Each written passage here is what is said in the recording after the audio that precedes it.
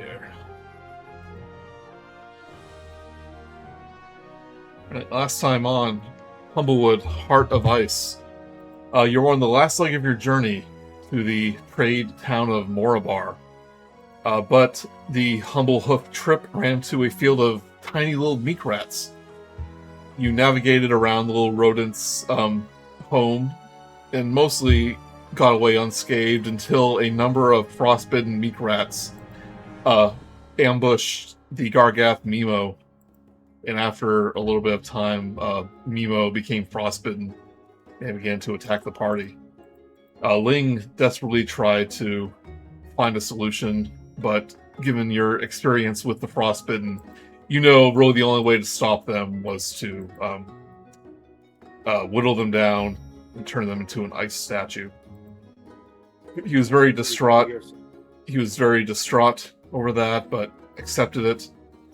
And you continued your journey to Morabar, which was in a bit of its own little state of chaos a bit. First of all, the storm that Fizzar has caused almost the entirety of, not the entirety, but has caused the path they were traveling to be covered in blanketed in snow. And the local authorities, a Captain called Officer Bathias Bluffhorn, believes that a wizard is the cause, a winter wizard, and he suspects a recent visitor to be that winter wizard, which turns out to be Oleander, a former member of the Children of the Blue Rose. She says she was kicked out of the organization after she suggested they sell the Heart of Ice, which was the artifact that they stole from the Temple of Rhyme and Reason. And after Flash Firewing refused, she tried to steal the artifact, got caught, and then was expelled from the organization. But she agrees to help you find what's going on in the town. She believes that there is some remnant of Fizzar somewhere in the town. And after some investigation, you discover that the town's blacksmith was caught in Fizzar's storm and became frostbitten himself. But the quick thinking of his apprentice kind of saved his life. He just turned the blacksmith forge up to maximum, began stealing wood and coal from the town, and kept the blacksmith at bay. But the officer, Bluffhorn, kind of started to put two and two together, all the missing supplies, the missing blacksmith, the unusual activity, and then suspects the blacksmith being the cause of the weather. You, quote-unquote, cure his frostbitten state by plunging his hand into the molten furnace, which seems to melt away the frost. And after explaining what's going on, he is free to go. As you can tell, I didn't write a summary this week, so I'm all over the place. That's pretty good. But, as a thank you, he weaves you a grass-woven weapon. It's sheets of metal that are woven into a very sharp blade, which I believe we gave to Munch. Yeah, made a short sword. So that type of weapon, basically, if you're surrounded by enemies, you can make up to 2 other multiple attacks using your other actions with the same weapon. So, hope you're surrounded, Munch. Yeah, well, it'll probably be like that. Since you helped clear Oleander's name, she agreed to reward you and travel with you to the Stormcrag, which is into the town of Cleve, where Fizzar's storm is heading to. So I want to retcon a little bit from the last session. I had Oleander leave already, but I'll have her travel with you for a time. She just met up with us on the way out. Yeah, if you want to talk to her some more, since she was a a member of the Children of the Blue Rose. Need to find where it is.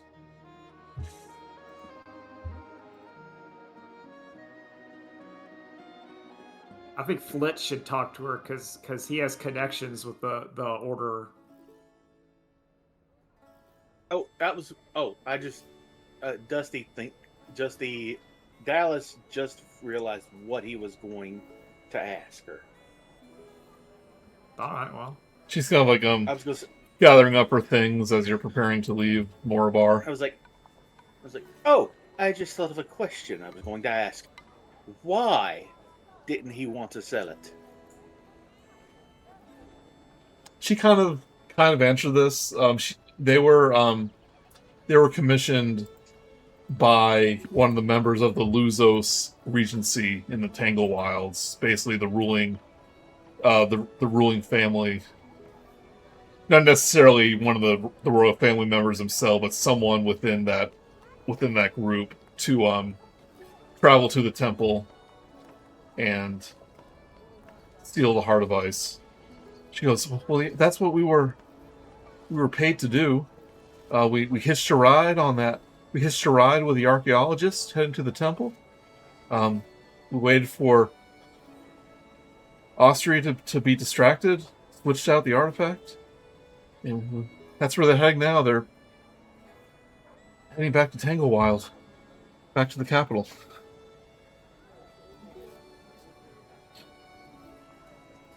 He goes, it was a good payday. I don't regret what we did, but after I saw the damage it was causing, I thought it would be better just to get rid of it.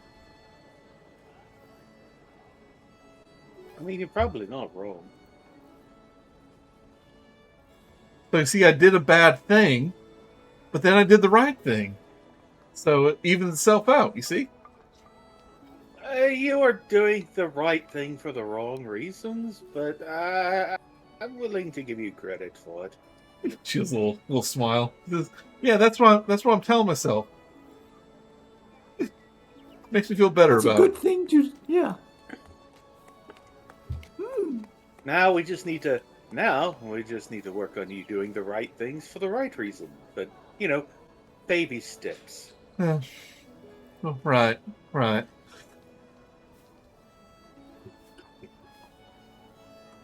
As you're preparing to leave town, though, Ling of the Hardy Hoof Troop does meet up with you. And it's the next morning, so you can all get a long rest. Yay! I did it. Yep. It's done. But his usual happy demeanor is he's definitely downtrodden after what happened to Amimo.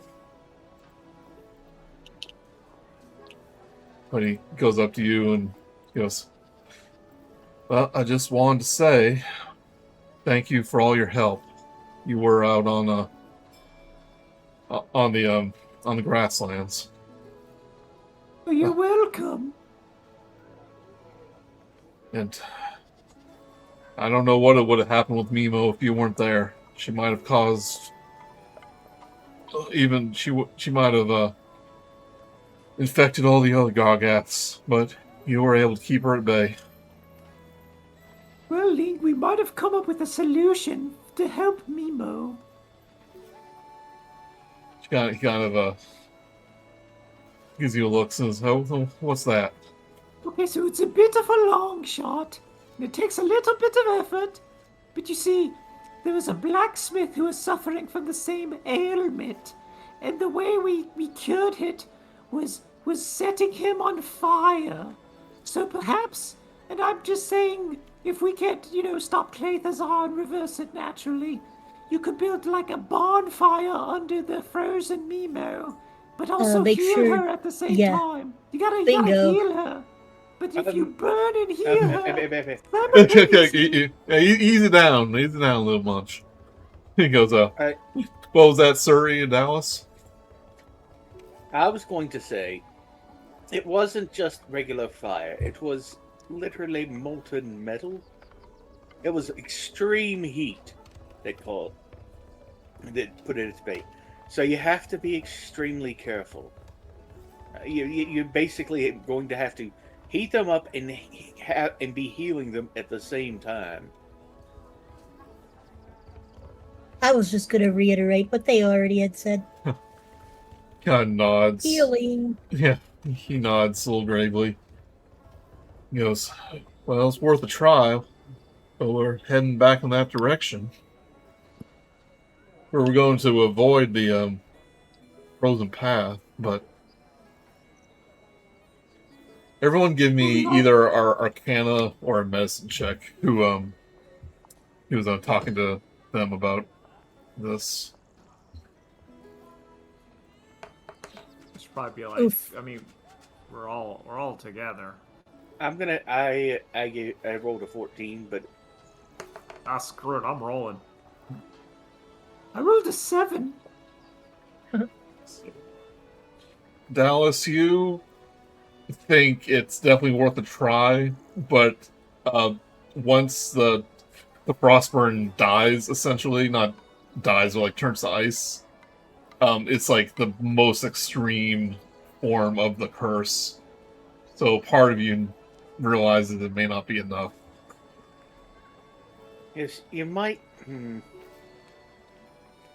Once you've hit the statue level, it might. You would probably need some sort of divine heat. Maybe something extra. Like, if you knew somebody who could cast a fireball, that might work. Or there's a couple of other spells. You would know that the might molten heat from the forge is basically the same as like a fireball. So yes. So yeah, a fireball or something equivalent would probably do it, but you would have to be a guard passes by and goes, "No fireballs in the city." No, it's not in the city. No, we're not going to do fireballs in the city. No, that's... Divine. Do you think that god that we ran into would help?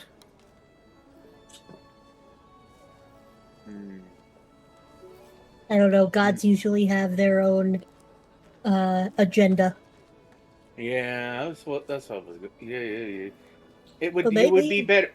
You would be better to be finding somebody who could do a fireball or something of that caliber. A wizard would probably be. Munch is in the background while all this is happening, doing like Hadouken motions, trying to do a fireball. A wizard, a sorcerer. I believe warlocks can also do fireballs. Everyone but give me look- a perception check. Oh boy. Maybe if I draw I feel bad because fire, I'll like just- we're dragging this out. 12. I rolled a nat 1. So brilliant. I mean, he's 16. just deep in thought about how to help the Mimo. Yeah, I'm like, Suri. Suri and Flit. You notice Oleander is kind of shuffling her feet a little bit and looking at the ground.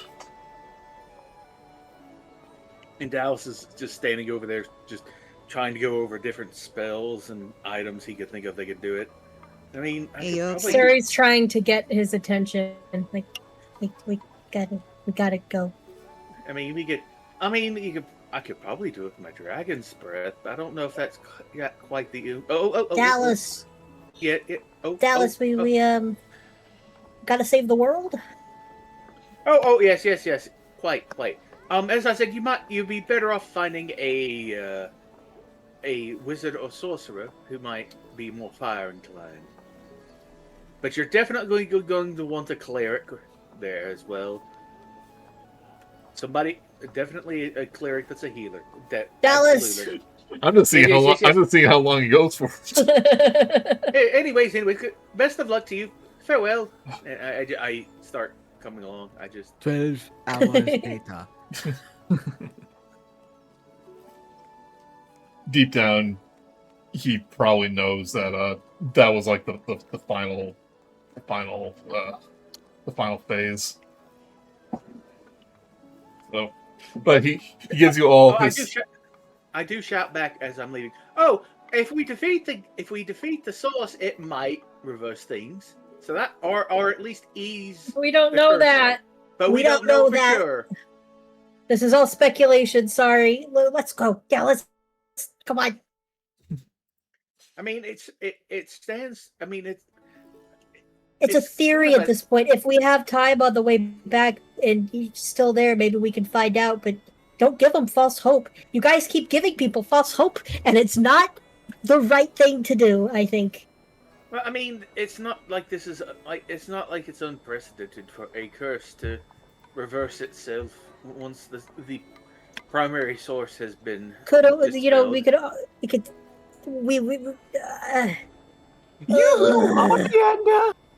Oleander, do you know about curses? She Munch waves at Oleander. she's like, "Oh, what's that? Oh, do you know about Curses? curses? Curses? Do you want to join, hang out with us? At least on our next expedition. Well, I can follow you all the way to the Stormcrag, but That'd be wonderful. It's always nice to Yes. have good compatriots. Yes, Nice to have a new friend. Yeah. We were just thinking that maybe this whole frostbitten thing might go away if we somehow remove the source of it. But Suri is of the mind that maybe we should be keeping that to ourselves if it's not, since it may not be an absolutely sure thing. yeah, I don't think you should be yapping your beak about a frost wizard destroying the world. Might start a panic. I'm afraid that ship's done sailed, unfortunately. Just people with like sandwich boards going, "The end is near. The end is near." There was a boat. Frost Armageddon. Yes, unfortunately that ship has not only sailed but sunk. So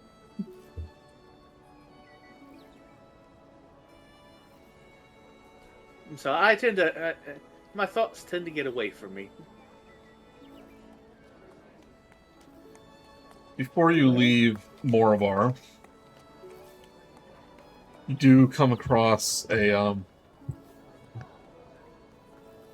flyer on kind of the adventuring board as you leave the city. Try to put in What's this? Munch takes the flyer. Esteemed heroes, I crave your aid. I can feel in my horns that the balance of nature has been upset. The caves near my home are the source. I would investigate alone, but I am not the young kid I once was.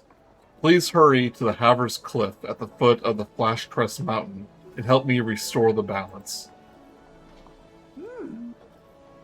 Oh, fellows, look at this paper. It might be related to our quest. I show the gang, the adventurer, whatever, notice. You do recall hearing rumors when you were in Sombar about, near Havers Cliff, elemental stones that can absorb elements. I mean, it might be we should probably go to this place. Maybe if we could get some of these elemental absorbing stones, like throw them in the fire, then it might be a really good anti-Clethazar technique. I mean, we What do do you have an elemental stone here that we Yeah, but still that's have. like one. And it is ice aligned. No, it's air aligned. Excuse me. That one's a little Why- different. That one's like an elemental trapped in a gem. But I guess you There don't might know be what's more in, stones. you don't know what's in the other thing. Yeah. Yeah. Also, perhaps maybe Clethazar will be there too. He's interested in elemental magic, so I think it's like a win-win if we go. Also, we're heroes, by the way. Remember, we're heroes, so we should help them. Like we helped Oleander. I think it's a good idea. What do you guys think? Well, don't you have that fancy journal that you can speak to your friend? Well, yeah. Siri- What are you proposing? Well, we can maybe ask her if Claythazar's mentioned it. She'll What? open up the journal and pose the question. Like, has Claythazar mentioned elemental crystals near the Flash Crest Mountain? Yeah. You're not expecting an answer right away. You're thinking you have to wait till they, mostly at nighttime when Claythazar is occupied. So you just hear us on the lookout for an answer. But you say goodbye to all the members of the Hardy Hoof trip, to the friends you made in Morvar, and you continue on your way. You do have a couple days travel to the edge of the Fernveld and the entrance to the Stormcrag region. So if you have anything you want to ask Oleander or amongst each other, you can definitely do that. Oh, I was going to...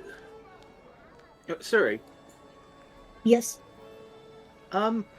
I was sort of, going through my own spells and spell books, and I happen to remember a spell that you might have that might be handy to be casting whenever we are about to head into a dangerous area. Go on. I believe it is called Aid. Oh yeah. And I could potentially cast it. You could not only cast it better, but you have more spell slots than me. So What's a spell slot? you Just have kidding, more. sorry. You have more potential you have a better potential at casting it than I do, since a lot of my magic is tied up in my items. And then aid. Is Oh, last 8 hours. Okay. so basically you can cast it at the beginning of an adventuring day, or before you enter a dungeon. It gives you free bonus hit points. No, it gives you, it increases your Free. HP max as well. Oh, is it temporary hit points or is it max hit points? No, it's max hit points, and it also heals you for that amount. Okay. So you basically get 10 free hit points. Yeah, so Well, you and 2 other people. yeah, so that's right. It's just so that's a little different than temporary hit points. You actually gain 10 or 5 hit points or 10 hit points, and that's your new maximum. Yeah, so it's better than temporary hit points. Yeah. And since we're a very squishy party, every HP counts. Every little bit of health counts. So All right. I don't know if I should do it now. We're still in town. I don't sense any danger, but I will be right on it. well, at this point, you're kind of like marching across the Gargath we're plain. hiking. Oh, Yeah. okay. We're officially out of the town. All right, then everybody gets some. Well, yeah, everybody but me. I won't take it. So since it's kind of an all-day thing, we'll just assume next time you enter a combat, you'll have it ready.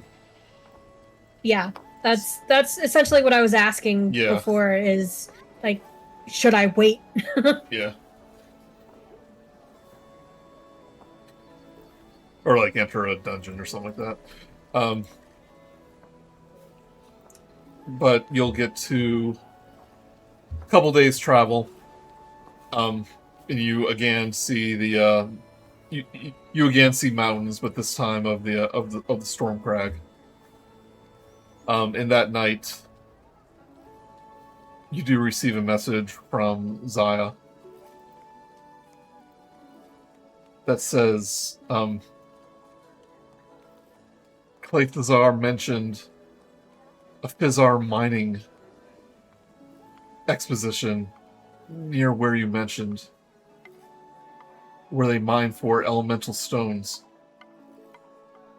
He wanted to stop, but he's growing weaker, so he continued on.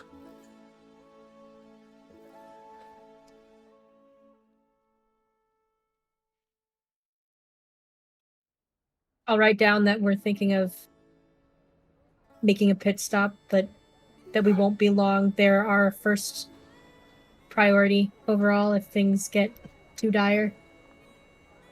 It might be worth it. But the professor is growing weaker. We'll make haste. Then it just goes brr. What crafting skill do you need for that? Crafting skill? Yeah, to make haste. Oh. See, I'm figuring Bun out. Yeah, I still don't get it sometimes. Takes me a minute.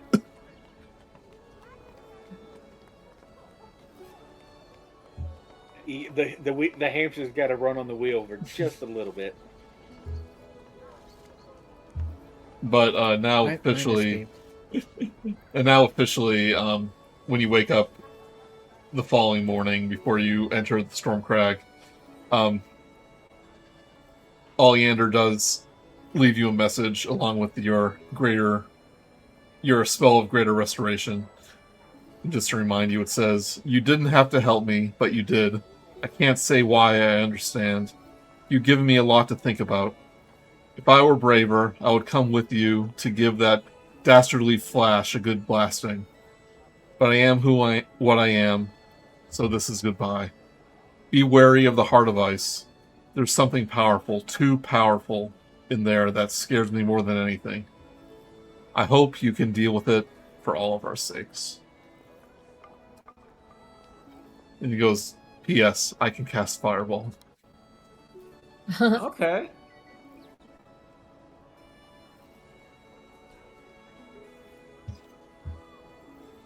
I can understand why Oleander got kicked out of the flower squad. She could cast Fireball. Is there fire flowers? I wonder if there are fire flowers.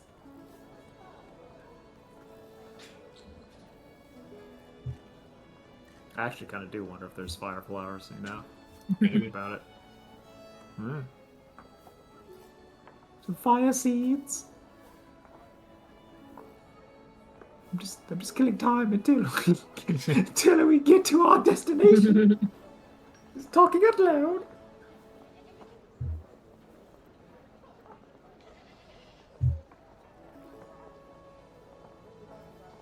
Yeah, I'm ready. Ooh, purple I'm ready lightning. to get there. Yep. Oh, that's cool. This isn't exactly what you're seeing right now. This is like a different area of the Stormcrags, but you do enter the mountain range proper.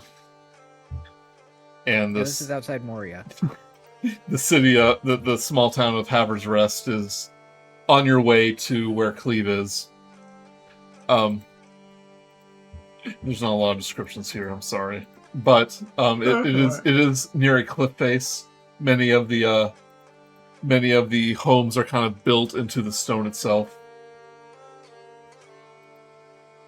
And as you kind of enter the small town square, you see that there's a small band that is performing near the center of town. You see a very hardy-looking Jerbeen, much like Munch.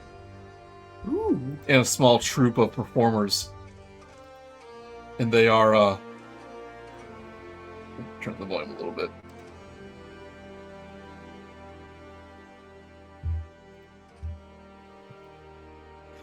And they're kind of putting on a little performance for put a little happier music for this part.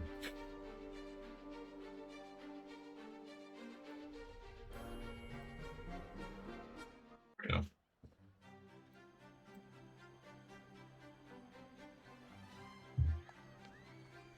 Well, performance. Sorry, I spit on music. Yeah, it seems to be like half like gestural performance, like making jokes and kind of musical performance too. And you notice that a lot of it seems to be primarily making fun of Cleve. Like, comparing themselves to Cleve and saying how they're so much better than them. With Rival football team cities. yeah, it's like lines like, their water is like our water is crystal clear, while their water tastes like salty pears. And like the whole crowd is like, it's like, ooh, that's right. Munch rubs his big belly, goes. Pear water.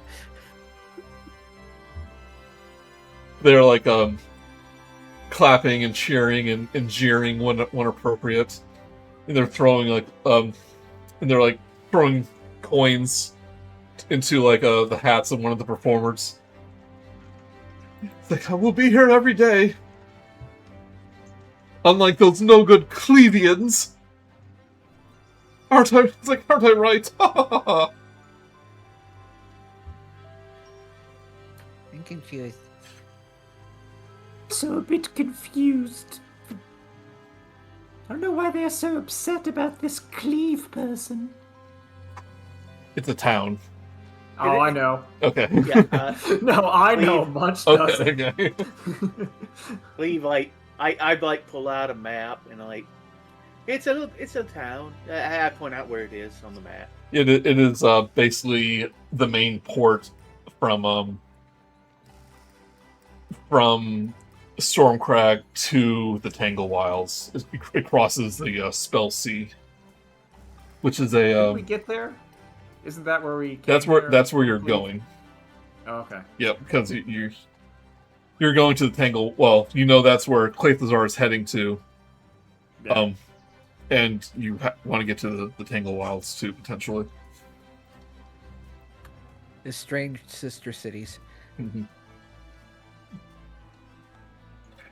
But you see the Jerbeen kind of walk up to you, and he goes, "Oh, we do not get visitors here very often. Like, did you enjoy the performance?" And she holds out a little cap that's like jingling with coin. Uh-huh. I didn't really understand. Yeah, I don't get the jokes. It was a bit a bit pedestrian. I don't Not tell bad. jokes, I tell truths. Unfortunately, I don't have any small coins on me. Well, everyone's a Here, critic. I would like to support the arts, and she'll toss him a gold coin in the cap. She takes it and like bites it. It's like, ooh, this is a Vernevelt gold. Oh well, I can't be shown up like that. I toss two gold coins. Humblewood gold. And she kind of looks at you, Munch, and Flit, expectantly. I'm going to hand Flit one of my ball bearings I have, one of my 1,000 ball bearings. And say, Just put it in a little. Put it in her little, or his. I don't forget the gender. Just put it in the little hat, and it'll go away. and I deposit one ball bearing.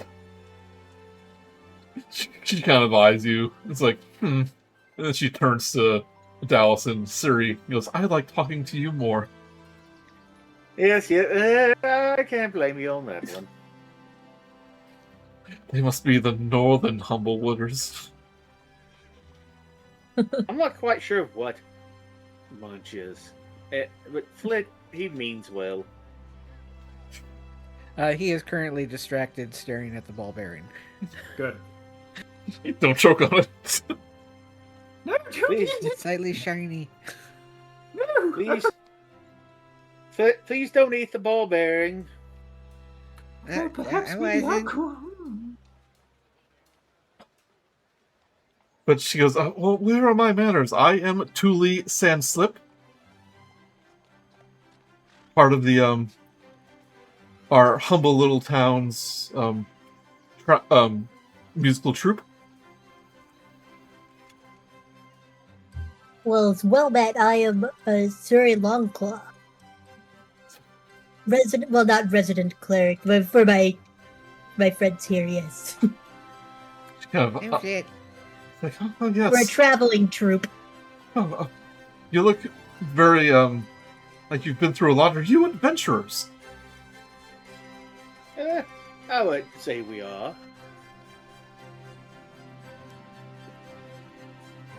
Yes. Depends on the mission. Yes. Well, that is a shame, because I am in need of some adventurers. A missing person, you see. Oh, well, we do have a pressing engagement, but I believe we can help you with that if it's not too much out of our way. We'll see. I'm friends with our local sorcerer, old Arlo Greenwool. And he missed my band practice yesterday, and he never misses the practice. He enjoys my music so much. I knocked on his door, he wasn't there. I know sometimes he goes to the caves to commune with the Orphodons. But if you could go look for him, see if he's there, try to locate him. You can be rewarded, of course. Does he have any particular object that he always carries with him? Yes, well, let me think. Well, he does have purple horns, but that's not an object, that's part of him. Yes, that will do. Well, he does have a wooden staff of gnarled wood. It needs to be a bit more specific. He wears Maybe. purple robes. He has a toothbrush. No, I don't know if that. It's not quite specific. I once saw him using an unusual fork. Could you describe the fork? It had 5 prongs instead of 4. That might do it. But then he threw it away. Oh, well, then, never mind. I need something that he would have on his person. And is unique enough that that someone else may or may not have it. All I can think is his wooden staff. Maybe if we get closer to where he was, I could probably suss him out a bit better. He goes, he did carry a stone of good luck with him. That would probably do it. Is that unique? More unique than the fork? Yes, quite. But we might want to get closer to where he was last seen before I try to do what I'm thinking. Well, I don't know where he was last seen. I haven't seen him in a few days. He's a little of a hermit. He lives right outside of town. He kind of gestures to his home, like in the direction of his home.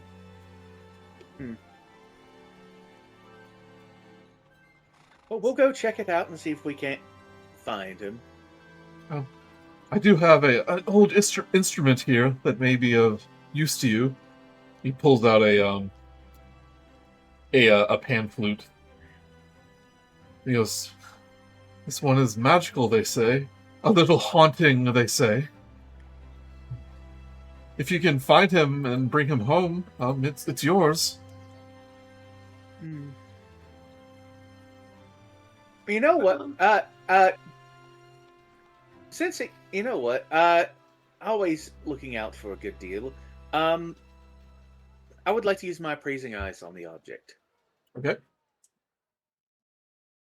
Remind me what that does. By spending an action examining any object, you can determine any magical properties the item has, how they might be used or activated, and and as well as a fair estimation of market price. That's an hacking spell, pretty sure. Yeah, so you would know that it is a magical instrument called the Pipes of Haunting. Oh, I could. I might have plans for those that are not available. And if you know, he basically tells you what they do, making you have a creature of the frightened condition potentially. Well, I seriously considered whipping those up the other day. They are pretty they are a pretty handy set of pipes. I didn't know you can make musical instruments. Oh, I can make a lot of things. It's just that, I almost made them. I will say that, but that's how good they are. I would have I almost made them. So I believe its music is a little too dreary for my taste. So if you rescue my friend, they are yours to have and to use as you will. Oh, you never did tell me what the fair market price for them was. Approximately 300 to 500 gold. Thank you. I don't know. There's magic items do not have exact prices, so. Yes, but I'm aware of that. That's why I asked for an estimation. Well, you're not going to sell it, are you? Oh, no, but you always. Well, I guess when you're examining something, it's always good. I didn't know what it's worth. Well, they're priceless. There are very few things that are truly priceless. Something of a merchant at times, I've come to learn that everything, for better or worse, has a price. Sometimes it's monetary, and sometimes it's more ephemeral. That's where things become priceless. Well, again, if you can find my friend Arlo, absolutely. then they're yours. You want to check out his home? It's not too far outside of town. I believe we can do a quick run by it. Do you think we have enough time? Very little, but there's some time. We should. I don't like how they insult people, which is bad. But we should never leave some. We should always try to help when people are in danger. It is a few days more travel, like two more days to reach Cleve. So it's not like you're gonna get there this afternoon or anything. Indeed. Well then, do you think we should go ahead and go over there and take a look and see if we can find them? Oh, of course. I believe that perhaps doing all of this heroics will eventually pay off, allow us to defeat the Fizzar. So I think we should help. You did mention an Orphodon.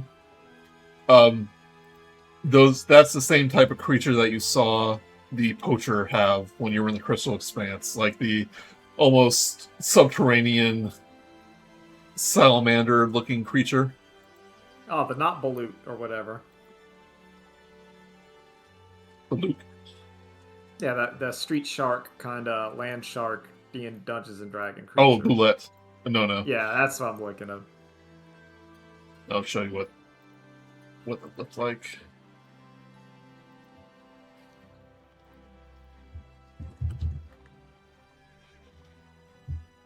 If it's spelled correctly. Yeah, no, Appraising Eyes is basically why I don't take Identify anymore. I don't need it. I basically get it a free Identify every long or short rest. It's kind of what they look like here. But yeah, those things are ugly. They are. And not even in the ugly, cute way. Just straight up, just jank. Like, looking at him kind of hurts. Well, you're just trying to make it feel bad now. We don't do insults here. That one's more of one of the gnarlier ones, but yeah. No, I'm saying physically looking at it, physically looking at it will cause you ambush of some sort.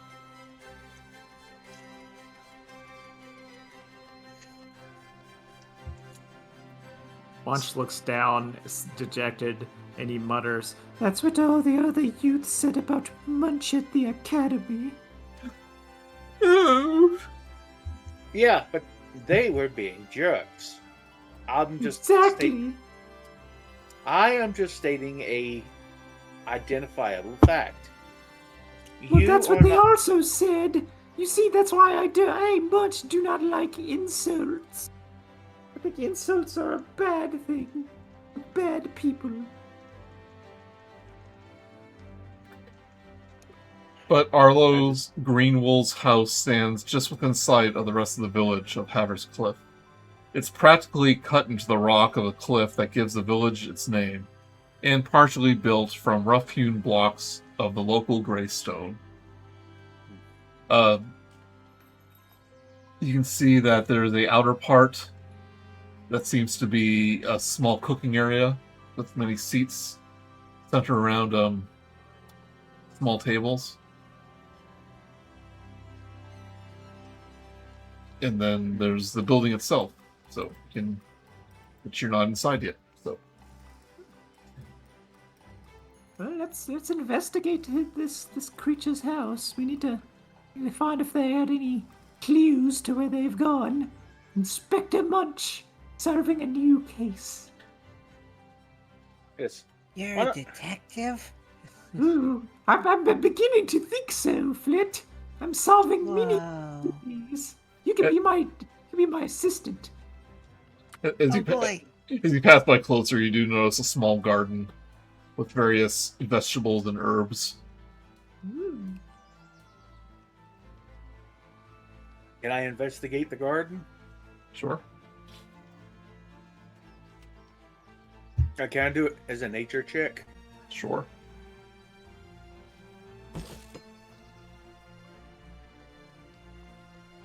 $10. Okay. What are you looking for? I'm looking to see if the garden has been maintained in the last couple of days. Oh, it is very well maintained. But you might notice a little bit of overgrowth, like it has been tended to. All right, Flit. Watch this genius move of any proper investigator. Munch is gonna Okay. walk over to the door and knock on it and say, "Hello." Is anyone there? Well, surprise, surprise. You get to the door, and it's knocked off one of its hinges. Ooh, Oh my. look at this, Flit. Look at this. Bad carpentry. And Dustin, since you Hey, did this the is strong. you did the perception check to the garden, you do notice large claw marks in the mud. Yep. That kind of leads from the garden to the door. It was a nature check, but I did notice that some of the plants were being trodden on, so yes. I believe... Oh, this is not good. We should maybe let's go inside to see what happened. Munch will enter the domicile while yelling, Don't worry, Detective Munch Oh. is here. Before, I'm friendly. before we enter, I say, Suri, now would be a good time for that aid. Yeah, it would have popped on before we entered the. Yeah, we're good. Yeah, add 10. I think you can edit your max hit points. Yeah, you can put an over. You can add a plus 10 mod. You can add a modifier. or just a temp How much? modifier. Well, temporary hit points are a little different because they don't restore. This is literally increasing your hit points by 10. Oh, that's weird. Yeah, there's a temp option right next to current if you actually click on the... No. yeah. No. You want to go down to max HP modifier. All right. How much? 10. 10. And then you can just kind of click off of it. You don't have to like hit enter or anything, and then it'll put it on. So just remember to get rid of that after essentially a long 8 rest. hours of game time. Yep. For a lifetime. Make sure to use modifier and not max. Otherwise, it will take your max HP to 10. Who are you casting it on, though? It's 3 people. Oh, right. Yeah, the rest of the party, not myself. Okay. Whoa, thank you. Yeah, it no feels, problem. It feels warm like honey. Like I'm Yes, being dipped in delicious honey. It does give you a little more pep to your step.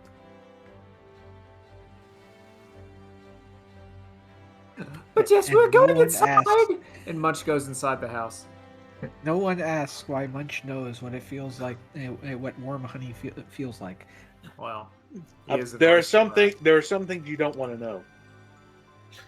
So it is a small dwelling, 2 rooms. But you see that there's mud smeared on a soft woolen rug in the parlor. And there's a wooden table with a vase of flowers that have been knocked over. And you see a clay water dish with the name MacLeod carved into it, which has been spilled over. And water's all over the floor. He's pretty messy. I don't see any blood. So Bromelaid. this seems to be more of a kidnapping than a monstrous eating. You do see a door that leads to another room in the back. Well, we must look through all the doors in case there's a they might just be hiding. You never know. Might be scared. That's why we're friendly. Munch says before going into the hidden door in the back.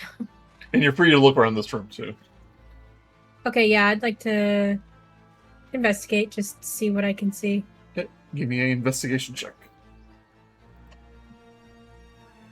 21. 21. You're kind of shuffling through some of the like knocked over table. Like nothing really there, nothing special about the flowers, but you do notice that there is a cabinet. And you open it up, you find 2 potions of greater healing that seem to be intact. All right, I'll put it into the group Okay. Yeah, bundle. I don't know how to personally put that in there, but it's like, well, like you go to the party inventory and you add it just like you would anything else, but it just goes into the party inventory. I'll get it. Okay. oh, thank you. So that is the greater healing potion.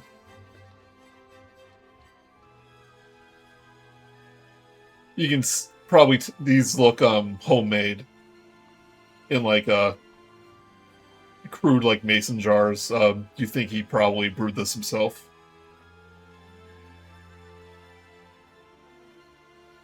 And Munch. I do love some homemade hooch. Oh yeah, hooch. Munch, you're entering the other door. Oh yeah. You see that this is a bedroom. You do see a small cot there with some blankets. And you see the blankets are moving. Hello. Don't be afraid. Everyone, there's someone here. Munch is gonna gather everyone. We're friendly. There's someone alive in here. Hello. No response. I'll go wake them up. Yeah, that's a good idea, Flit. Go wake them up. Yeah. Wait, good. I'll say wait, but if you're gonna Yep, do go it, ahead. go ahead and do it. Yeah. Yeah, Flit does not wait. No, that's yeah. I want to see some shenanigans. As you move the blanket aside, there is like a large beetle with a bright orange shell, kind of the size of like a grapefruit, that like spreads its wings, like wiggles like its little feet at you, and then like flies to the opposite side of the bed. Can I roll a nature check to see what kind of creature this is? Sure.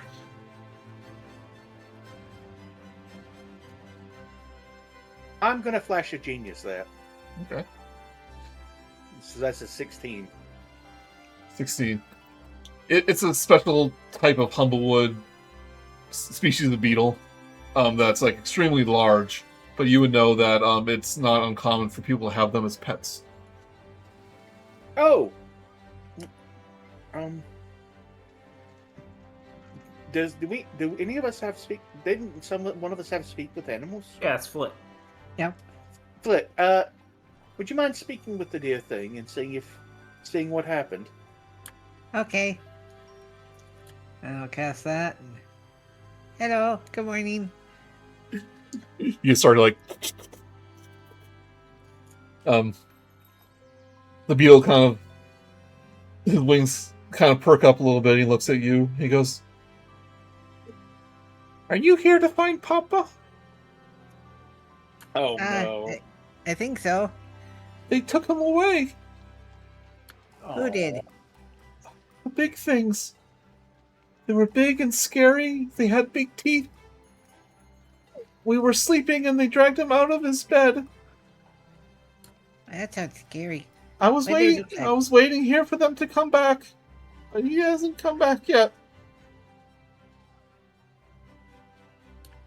What did they look like? They were huge. They had big teeth, and they were slimy. And he kind of like flitters over and like gestures with his little antennae, and you see that there's a number of translucent scales on the ground. Do I make another Let me make another nature check. See if I recognize what they are. They look like the things from the cave. He says that he was taken by something big and slimy and the claws. Something from a cave. Papa called it Flash Crest Cave. It's not too far from here. That's where I saw them. Flash Crest That's where I Cave. saw him dragged to. Oh, do you know where they went then? Go, Flit. Are they gone I though? can't Are understand the beetle. they gone? Are they gonna eat me if I leave? Nah, we won't let them do that. Okay.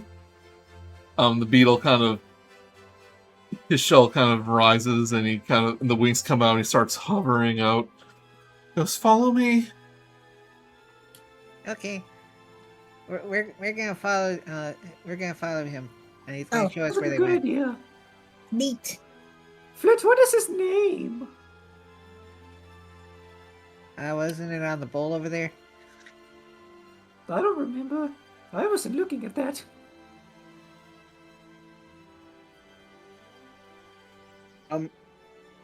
I rolled for to examine the scale to see if I recognized it. Sure, would you roll? Nature. 17. This is a Orphalodon scale. Orphodon scale. Orphodon. What the heck is an Orphodon? Well, we talked about it before.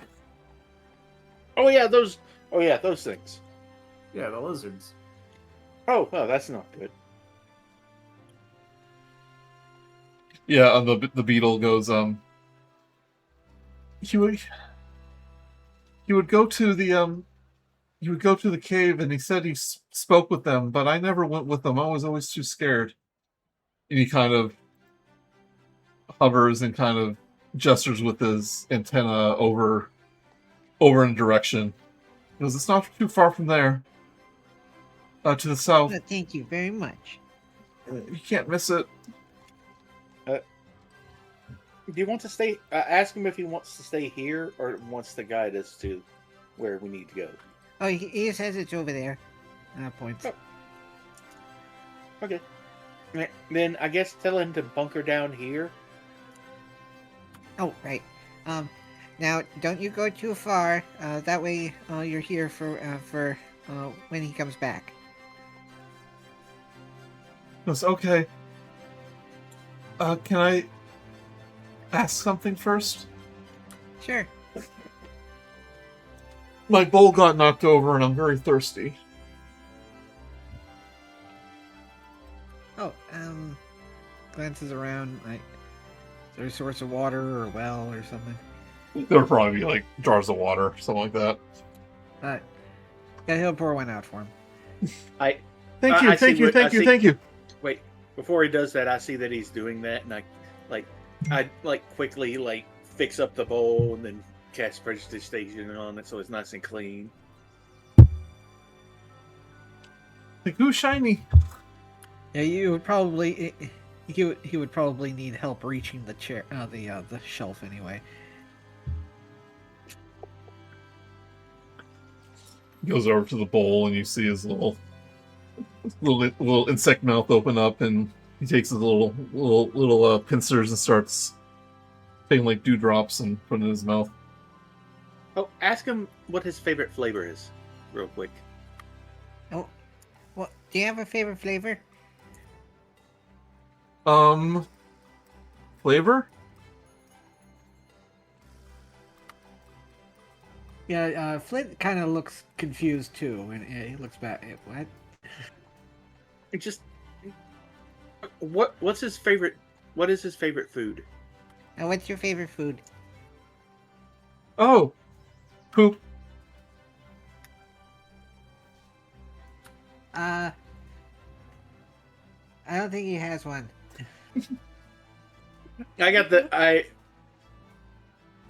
Considering what I know about the beetle, I would have picked up that in the look on Flit's face. I would have picked up exactly what the thing would have said, what the beetle would have said, and by.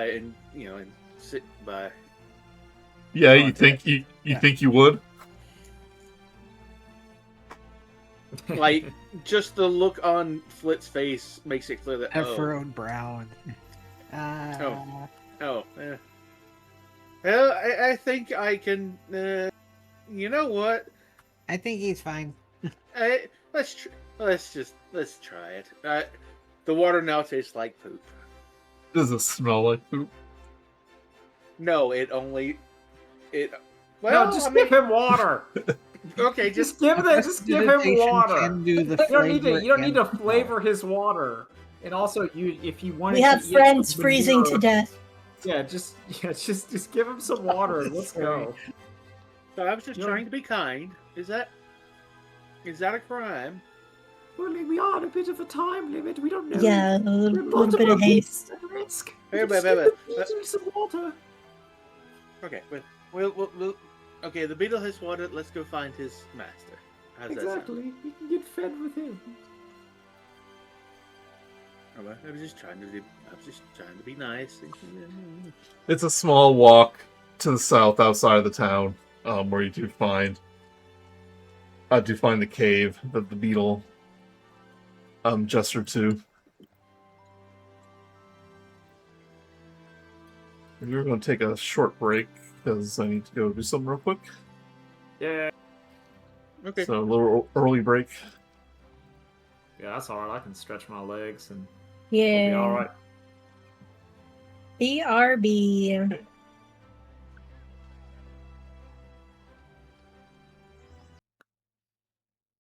Are we gonna dungeon crawl? We're gonna save this man. Get this little dung beetle, its Papa back. Papa? Yeah, you know, he thinks his owner's his Papa. Yeah. Would you say we're within 1,000 feet of where of the? You know what? No, we know basically where he is, so I'm not gonna. Yeah, he's in the cave. Yeah, we're not gonna waste a spell slot on that. Yeah, we're going. Yeah, you gotta go to the cave. Yeah. Right. You're at the entrance of the Flash Crest Cave, as the beetle told it. You see that there is more evidence of claw marks on the ground here, like something is being dragged. You know, Detective Munch thinks we should follow the claw marks. Yes, I believe that is the correct way to go. Do you notice as Huzzah! you enter the mouth that you do see little crystals embedded in the rock that are glowing and giving, like, illuminating the cave from within. Do I recognize? Do they look like they might be the kind of crystals that make people sad?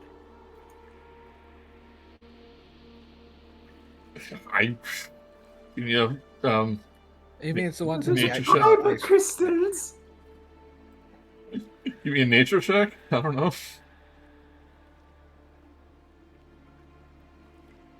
Do you feel sad? 19.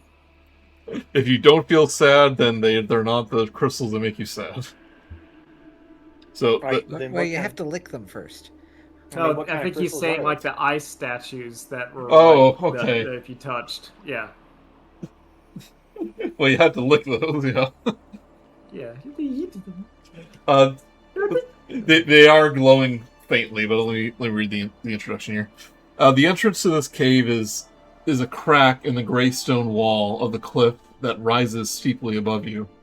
The prickly scent of ozone fills the damp air inside like a promise of a thunderstorm. A scrap of blue woolen cloth is caught on the jagged prong of the rock at the entrance, moving in a breeze as if being blown in and out of the opening by a breath of an enormous beast. So really read the description first. Well, fellows, let's get in there. Let's solve. We gotta help. Munch is ready to help. Huzzah! I'm going in. I'm gonna be hidden. I'm gonna use my stealth abilities. I'm now in stealth. No one can see me. So, barely illuminated by. Oh, I think I forgot to mention something in the house. Hold on a second. Nope, too late. Yeah.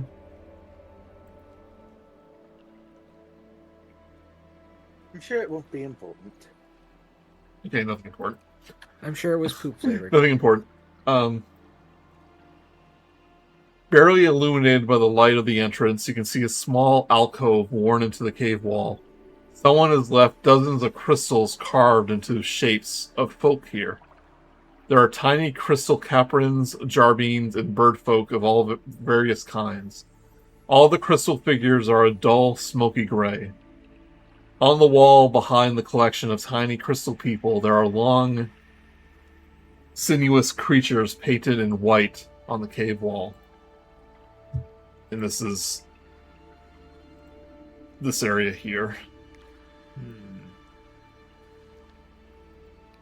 Gentlemen, I think we might have a possession of some kind of ill-omen crystal. Oh no. Are they gonna try to turn us into small crystal people? I think they might try to use the crystals as a vessel for our souls and trap us. I think they just might be art of some sort. Yeah. Can I No take- need to jump to conclusions. Can I examine the? Can I check and to see if there's any sort of magical feeling to the crystals? Give me an Arcana check. I'm going to use that one. Why not? Not all. No, we're not. The crystals are dull. Hold on, no, we're re-rolling that.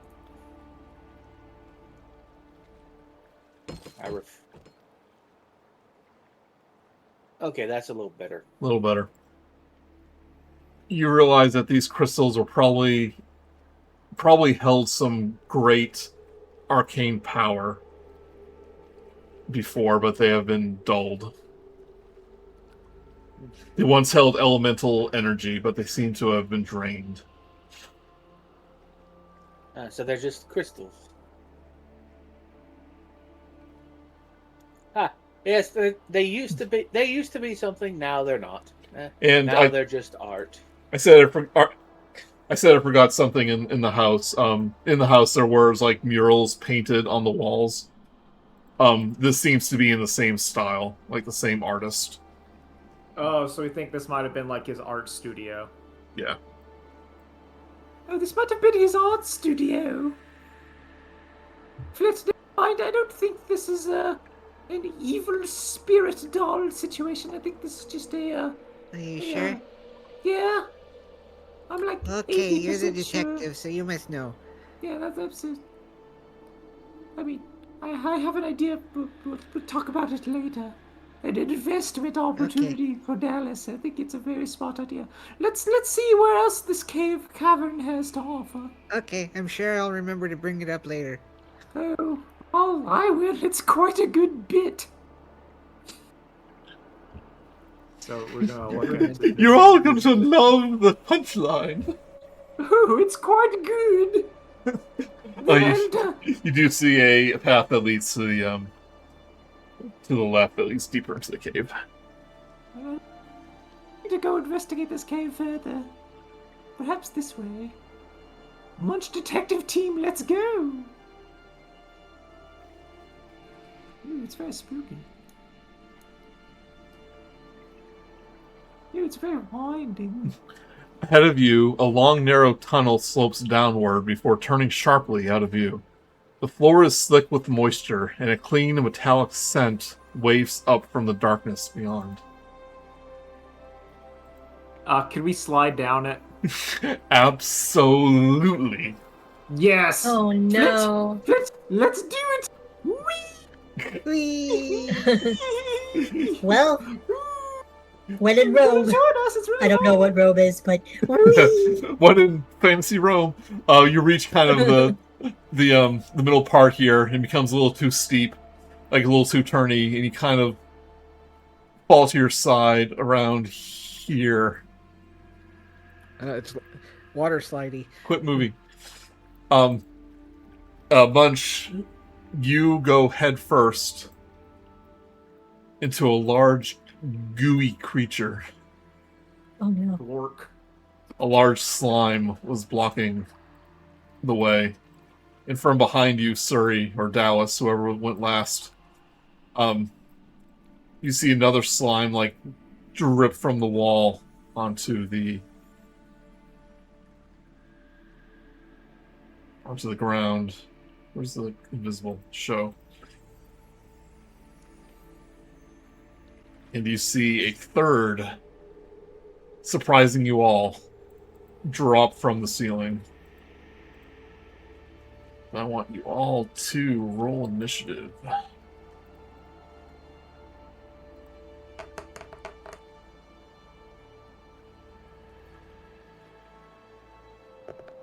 And a D4.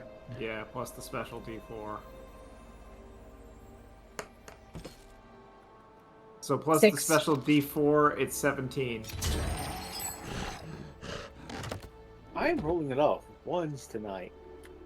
Well, someone has to be the Randy.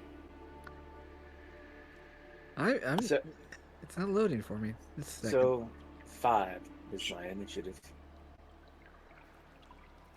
Right.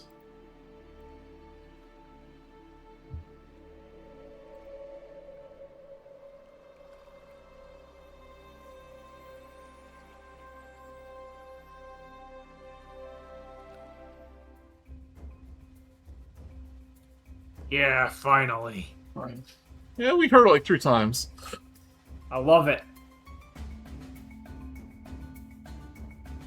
Not a real Dungeons and Dragons until Rat Battle comes on. Right, Flint, you're up first.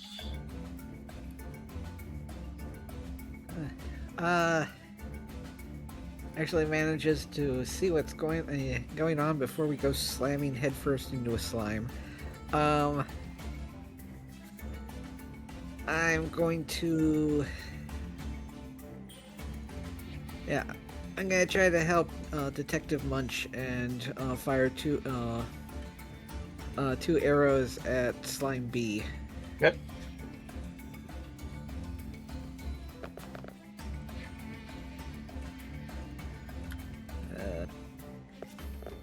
And the dice script doesn't work.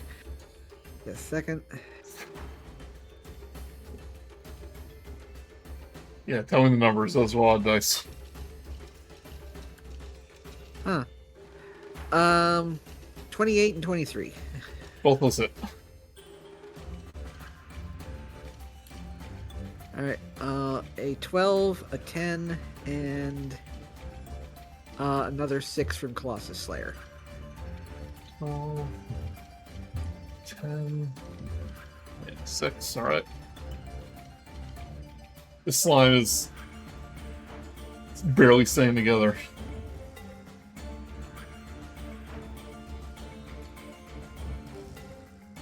Anything else? No, that should be it. Yeah. Who's this? Look out! Which one's this going to attack?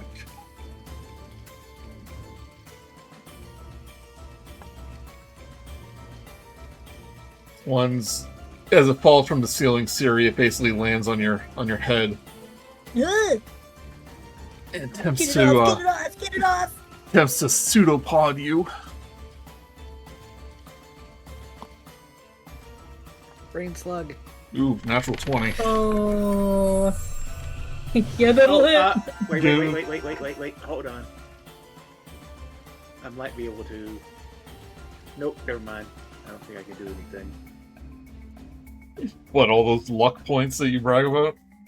I can't use them with other people's attacks. I don't have Okay. anything I can... Alright, so you take...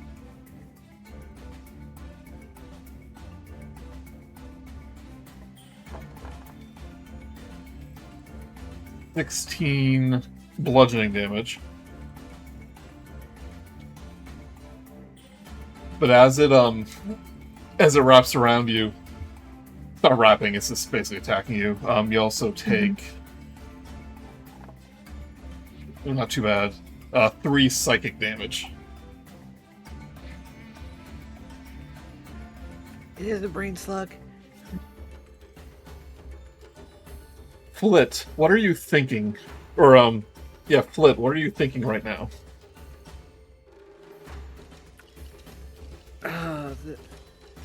Is this a loaded question? Just in the moment, yeah. I just like, oh no, weird slime things attacking friends. Yes. Not much depth to it. Suri, you feel Flit's worry for his friends when the slime attacks you. What?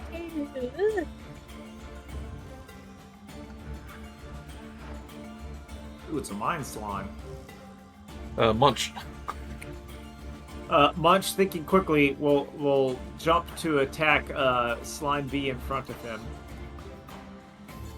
Mainly so he gets his sneak attack bonus. So, First at attack. advantage. Yeah, first attack gets advantage. Yep. With my Grass Woven Short Sword +2. Yeah. That's a 19. 19 will hit. We got 9 damage. Oh, +5 because of the assassination. So 14 damage. Plus 7 now. Oh, cool. And sneak attack. Yeah, Well, we haven't done that yet. 'Cause now we're doing the sneak attack. 9, 7. 11. You just turn the slime into cubes. I hit it like a cooking. Yeah. Do the really fast cuts to do like onions. It's like, oh, there we go. Call your sword. It kind of oozes onto the ground.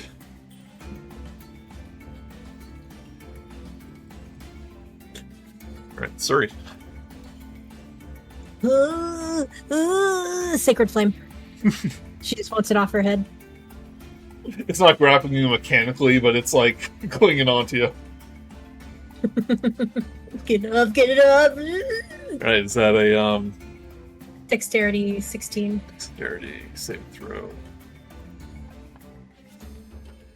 Rolls a 3.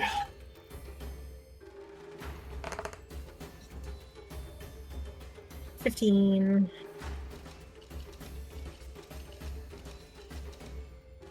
Get it off, get it off, get it off. The slime kind of hair gel. the slime kind of braces itself and like gets knocked against the wall. Do you get your cantrips do a little extra damage now? That was a cantrip, right? Yes.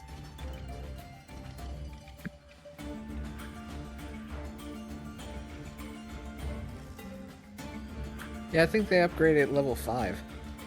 Well, I thought I saw in our thing it said cantrips do extra damage, like as a cleric thing. I was wondering why I wasn't adding it. Huh. Let's see here, Blessed Strikes. Add your wisdom modifier to the damage you deal with any cleric cantrip. It didn't add it. Well, what's your wisdom modifier? +4. +4. I mean, that must be a cleric cantrip. Alright, you do 4 extra damage. We'll check on that, make sure it's actually doing it. But, alright. And then I'll say, is it still on my head or is it's away? Got knocked off. Guys, I think I knew what one of you was feeling. I can't explain it, but when that slime was on my head, I could feel it. Feelings did you have? Concern. I mean, more than my concern, but I was pretty focused on getting it off my head. Extreme nervousness with a heart beating 100 beats a second. Yeah. Nectar, I need to drink my weight in nectar. I don't remember the song lyrics being that. If I can't, It's extreme to the heart. if I stop moving, my heart will stop. Alright, Dallas, your turn. What's up, Suri? You have anything else? No, that's it. Alright, Dallas is going to... First of all, he's feeling a little too close to these things, so he's going to use his portal jump to move over here. Yep. And I've learned that that's actually, while it does take up my movement, it does reduce my movement speed, what I have by half. It doesn't count as an action. Yeah. It's wild. Crazy. But, yeah. And then I am going to cast... I'm just going to keep it simple. Firebolt. Okay.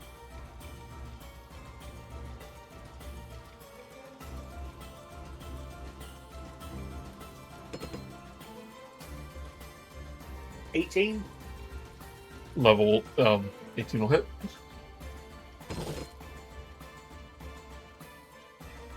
$11. 11 fire damage.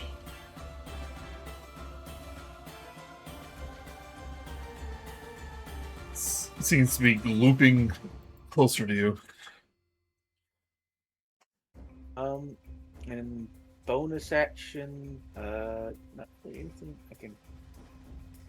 Is anybody hold on. Is anybody damaged? I am. Who? Suri. You are not within Alright. line of sight of her. It doesn't matter. She's on my map. Oh, that's true. I'm gonna cast Healing Word. It's on my map.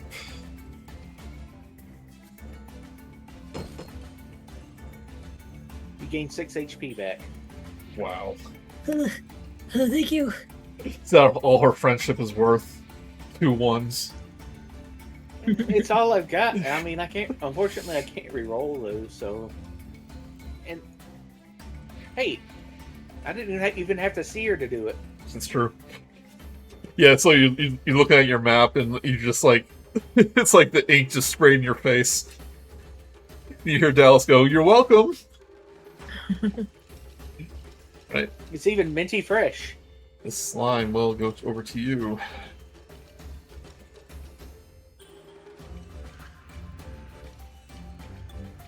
Do a pseudopod attack. 23. Disadvantage. Well, why at disadvantage? I'm using a luck point Okay. to give it disadvantage on attack.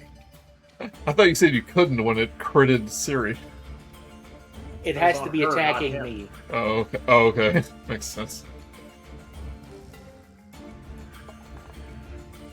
22. Okay, well, I mean, at least it's... yeah. You take 6 bludgeoning damage and 3 psychic damage.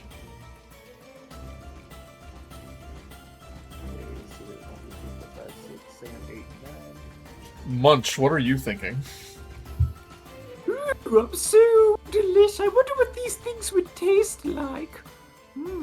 Dallas, you have the Perhaps I urge should to... take a You look. have, like, the passing urge to bite into this thing because you're curious what it tastes like.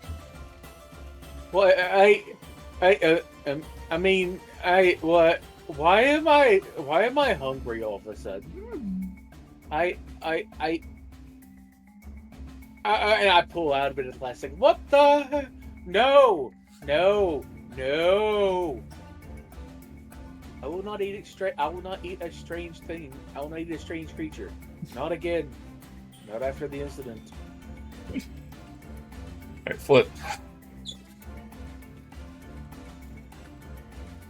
Alright, I'm going to series rescue this time, and I'm going to try to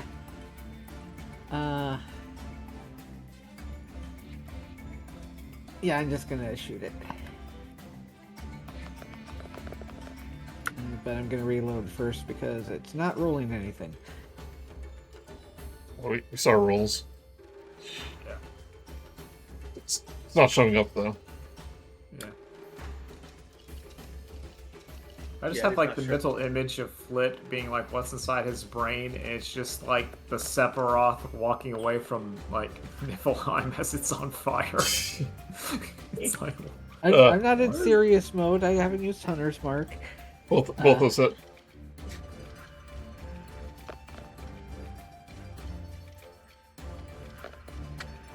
Alright, 10 damage, 9 damage, and then 8 for Colossus Slayer. So that is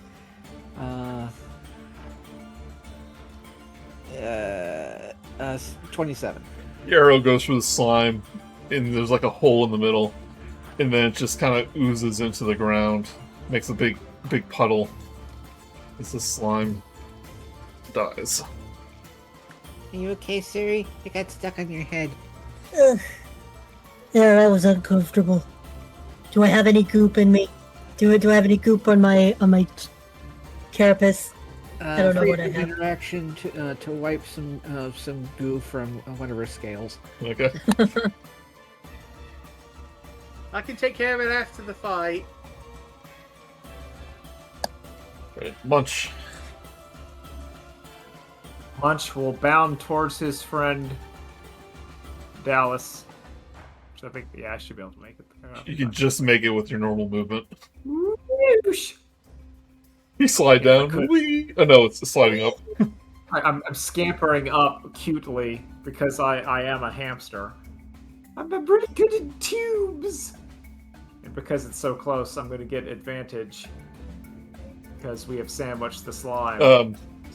No flanking. It's just normal. Oh. Yeah. Dang. I was thinking... What do you think is I don't know why one I'm of Mark's so far games? Mark Yeah. usually does it, but in Nah, 5.5 there actually is no flanking. Alright, well, 18 we'll hit it with the good old-fashioned 18. like with disadvantage, but that still hits. Yeah. It's 12 damage. Alright.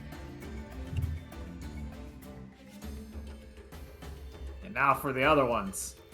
So this one will be advantage. Well, my dagger. sneak attack. I thought, do I get that? Yes, because well, you don't get advantage from flanking, but you do get sneak attack because Dallas is Oh, within he's 5 within feet it. of the enemy. Yep. That's true. Alright, another 11 damage. Right. As you slice and dice this slime, it actually begins to split in two.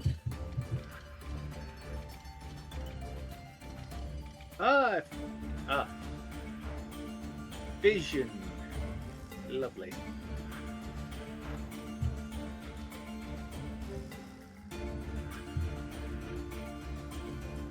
There are now 2 slimes. Well, You know what that means? You can use your new sword ability. Well, oh yeah, because I can. Yeah. So on the new slime, which one? You can use a bonus action. They both say C, so just say upper, lower. Alright, so for upper one, we'll attack that one. Technically at advantage because of my short sword mastery. Yep. So, hiya! 26. 26 hit.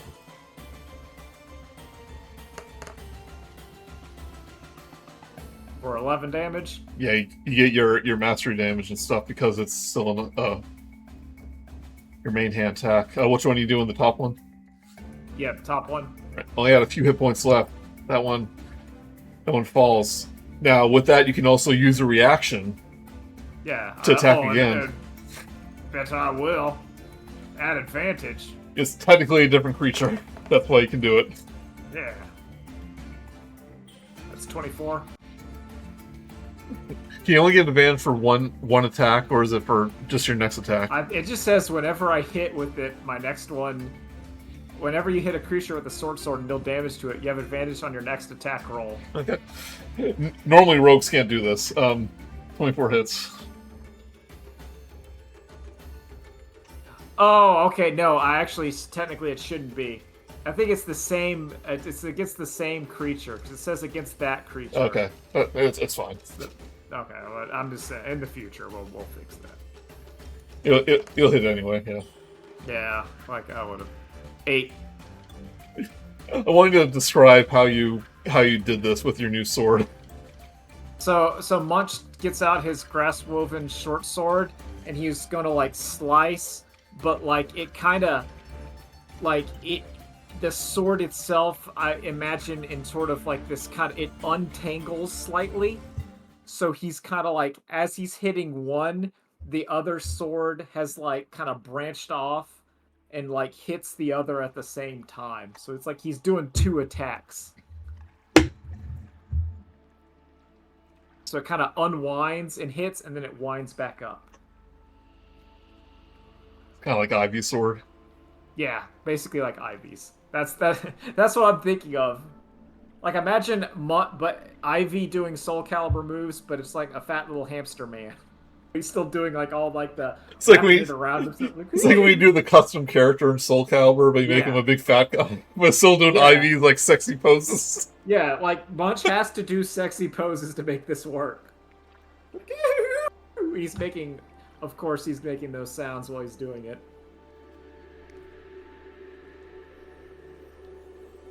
Dallas? Yes. You know, I was thinking about pasting one of these slimes. How do you think about that? Weirdly, I had the urge, but I resisted because I've done something like before, and it didn't end well. So no, I won't do that again. And when you dwell on it a little more, it's not just that you were feeling the same thing. It's like you were hearing the inner monologue of the other person. Oh, so it was like I was hearing Munch in my head say, "Oh, Yeah. I should eat this thing," and I'm like, Yeah. concerning. Maybe I'm rubbing off on you a little bit. Anyway. That or these things are some sort of psychic slimes. No, I think you like me so much and that we're good friends. Let's go continue on our adventure. Whatever makes you sleep at night, I suppose. Oh, it does help. I do like being adored by my friends. Alright, anything else before you go further down the tunnel? Is everyone like healed up? Everyone good? Everyone? I take out my cleansing stone and clean myself up. I start using prestidigitation to help her clean up as well.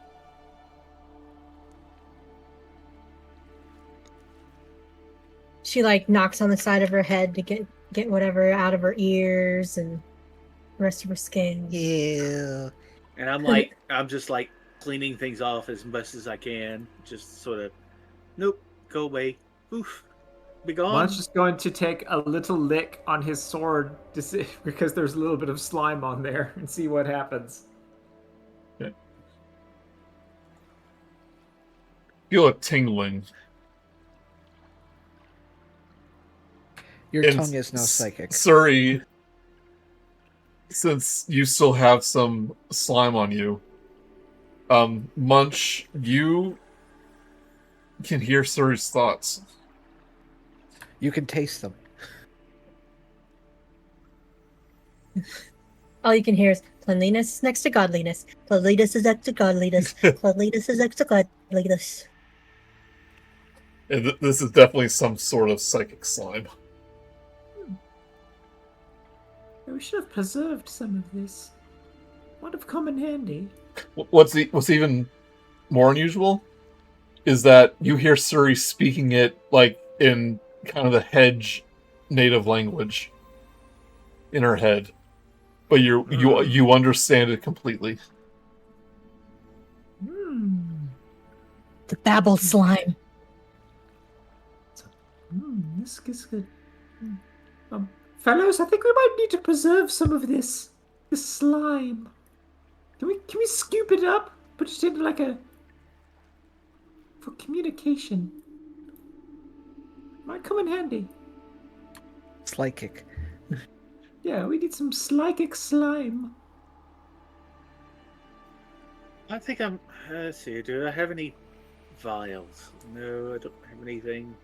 I don't have any vials, but I do have I could just dump out my water. No, we need water for drinking.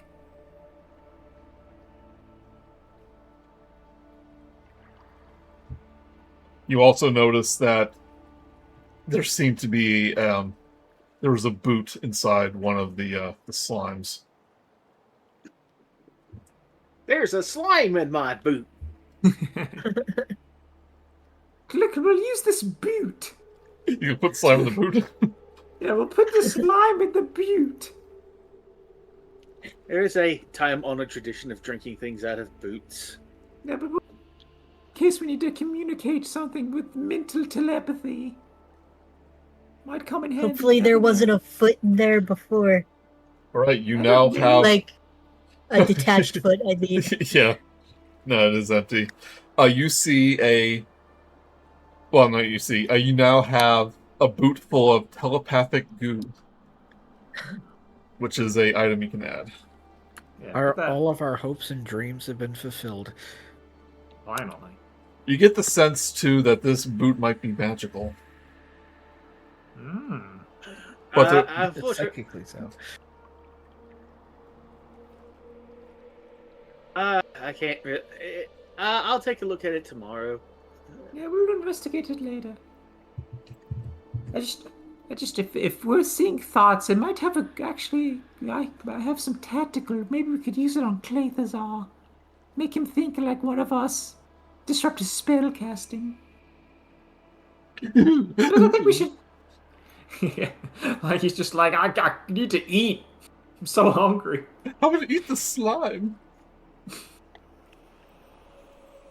Onward to the next room.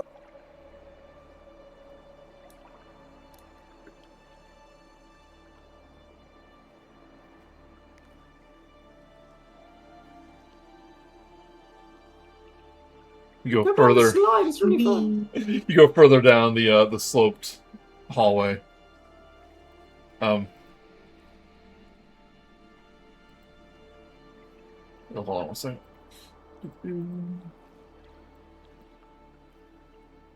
Or did you wanna heal, Suri? Oh, yes. Yes. Do. We have those Here- potions. Yeah, but Okay, right. I don't want to use a greater potion. Nah, use it or lose it. Use one of those greater potions. It was Yeah. free. No, Say- I have. I say- believe I say- have. Let me look. I think I have a. I have a potion of regular healing. Yeah, so do I. Yes. Yeah. Save your spell slots if you can. So I let you Oh, wait a minute. Well, too late. No. Yeah, I'm fine. so out of combat I'll let you heal the full amount for potions. So I think that's Ooh. 2d4 plus 2. So it would be Yes. it'd be 10. Remember, bonus action, you heal, like you roll the dice, but if you use an action, then you get the full amount. Right. I feel refreshed.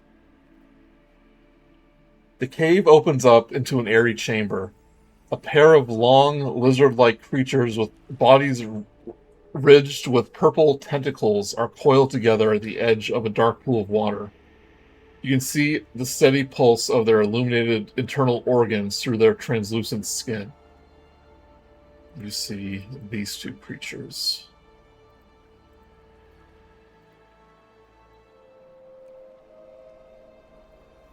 Wow. They're very pretty. As the two creatures sense your presence, they rear up and hiss, turning their eyeless faces towards you. The slightly larger one places itself between you and the smaller one defensively. But you still have to talk to animals. Talk to them. So this one's kind of like protecting the smaller one. Oh, okay. I'll use another spell slot for. Wait, what was I supposed to say? Say we're not good with them if they don't hurt us. We're friendly. Oh, right. Hello. We're not gonna hurt you or anything. You hear just growls and hisses as you realize that this is not a beast. They're not very talkative. But I will let you do an animal handling check, because I think sometimes they're a little too strict with monstrosities when it comes to speak with animals.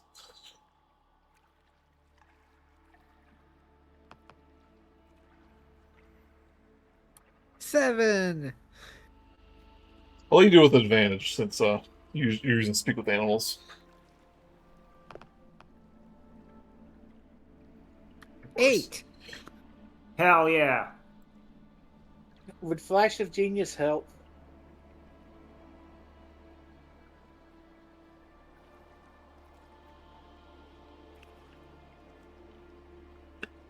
So You know you what? Oh. I'll give him a Flash of Genius. That's a 12.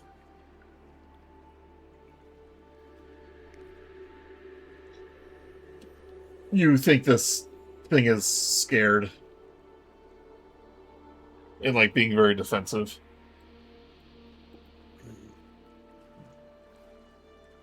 And you notice too that it looks very thin and malnourished.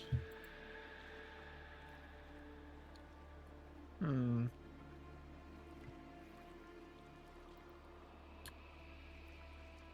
Oh, I know. Gentlemen? Oh, you go. Or what? He'll end up very slowly approaching, no weapons drawn or anything, and and then crouch down to the ground and leave out a bunch of berries on the ground as I waste another spell slot and cast Goodberry. Give me an animal handling check.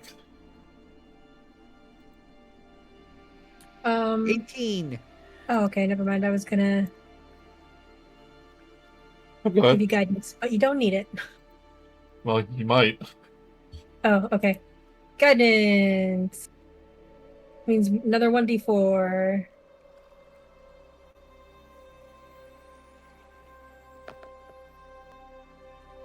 So dirty 20. Dirty 20. Does he still need help? No, when you approach the Orphadan, he kind of reels back and hisses, like his little tendrils kind of vibrating, but then it sees you put something on the ground, it tilts its head. And then I'll back away again. He kind of sniffs at the good berries, licks it, and it's like he paws it away. Aw, I thought those were tasty. Well, he might be a meat eater. But he's no longer hissing at you. Kind of, I say eyeing you, but he has no eyes. He's observing you with curiosity. Flit, Munch. now may be the time. What? Do you have any jerky mint? No, I'm not giving my jerky. I was saying now's the time for the psychic slime. We can connect with it mentally. If he doesn't like berries, I don't think he's gonna want to eat that.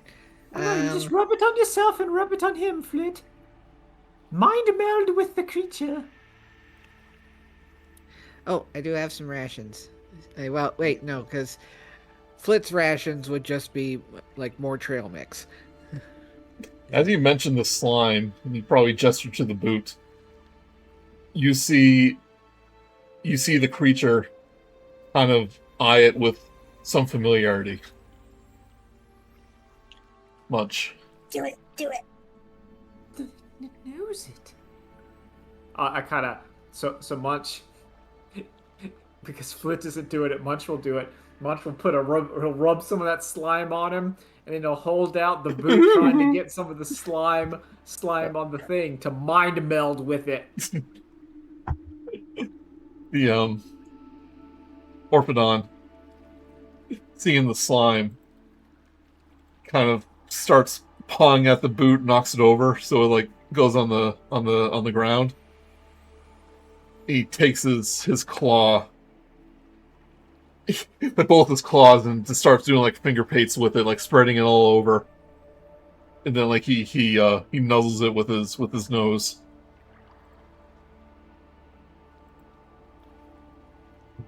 You hear in your voice, in your mind, Munch. It's like, just like the old one. He would communicate with us too. Are you friends of his? Yeah, we're trying to help him. His beetle companion is lost, and we're trying to find him because we don't want them to be lonely. Are we hearing him talk, or is this? No, this is mental. This is mind talk. Yeah. Unless Munch is like me and it says his thoughts aloud, which I think he would. We're not trying to find the bug. We're trying to find the master. You got that flipped there. No, I told him about that. I told him we're trying to find a master and help his friends. We saw the corrupted one take Arlo down the tunnel of light. Well, we better go try to help him. And Also, what do you eat? the The smaller Orphodon kind of slithers into the water and pokes her head up through the center tunnel. And we don't go down there because of the deadly light in the water. Very well, we'll defeat it. We defeated many things, both light and in water. Maybe that'll give you some more fish, or whatever you eat. I like a good fish. She goes, fish can be tasty, but we ate the crystals on the walls. But their energy has dimmed, and we grow weak. Our corrupted brother hoarded the food for himself. He had changed somehow.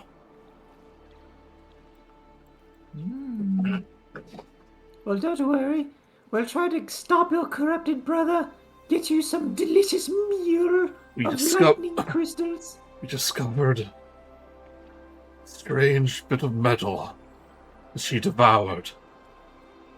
That's what he changed. Oh, ooh, that's like a twofer. We could use that strange bit of metal. Might have to do a little bit of surgery, but I think we could do it. Whatever it is, it has poisoned him. Don't worry. We'll do our best to help your brother and help the old man. Also get you some more lightning rocks. Oh, I want to try lightning rock. I bet it'd be delicious and tingly. So, I hope we have not caused Arlo distress. We went to his home, took him from his bed so he could help us. But our corrupted brother found him and stole him away. Oh dear. Well, you tried to do the right thing. And you know what? Trying is the first step to doing well. I don't know. I'm not good with platitudes. But yeah, we'll try to help defeat your brother. Is there any tricks that we should know before fighting him? Any like weaknesses or strategeries you could impose upon us? I do not wish harm against him. Well, we don't either, if possible. But you know, sometimes when they're corrupted, you gotta knock them out a bit. And then we got to make them gag and buff up that rock, which I'm not looking forward to. I do not know of any weaknesses. He has grown more powerful since he devoured the metal. Well, all right then. Thanks for your help. Could you give us a ride, or are we gonna have to like swim? We have no strength left. Oh. Well, you can rest up here. And which way is the way? By the way, there's like 3 openings. Gestures towards the center. Okay. The center tunnel. Is there any like back way, or is it just one way in, one way out kind of deal? Hold on 1 second. He gestures to the path to the right. He goes, this one also leads to his chamber, but it is long since well,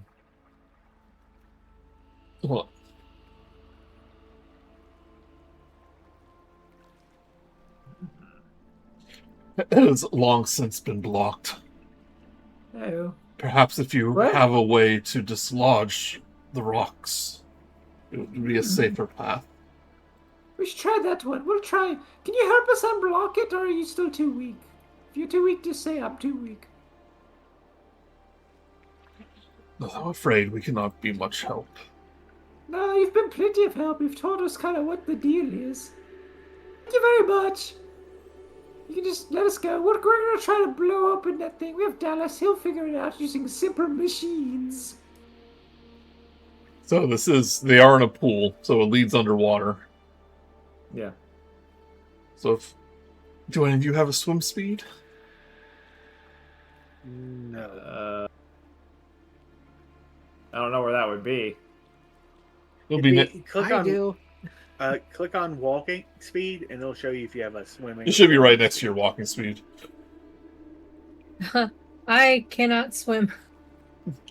Apparently. Well, you can, but it's just half movement. Okay. Yeah, I just have walking. I don't have swimming.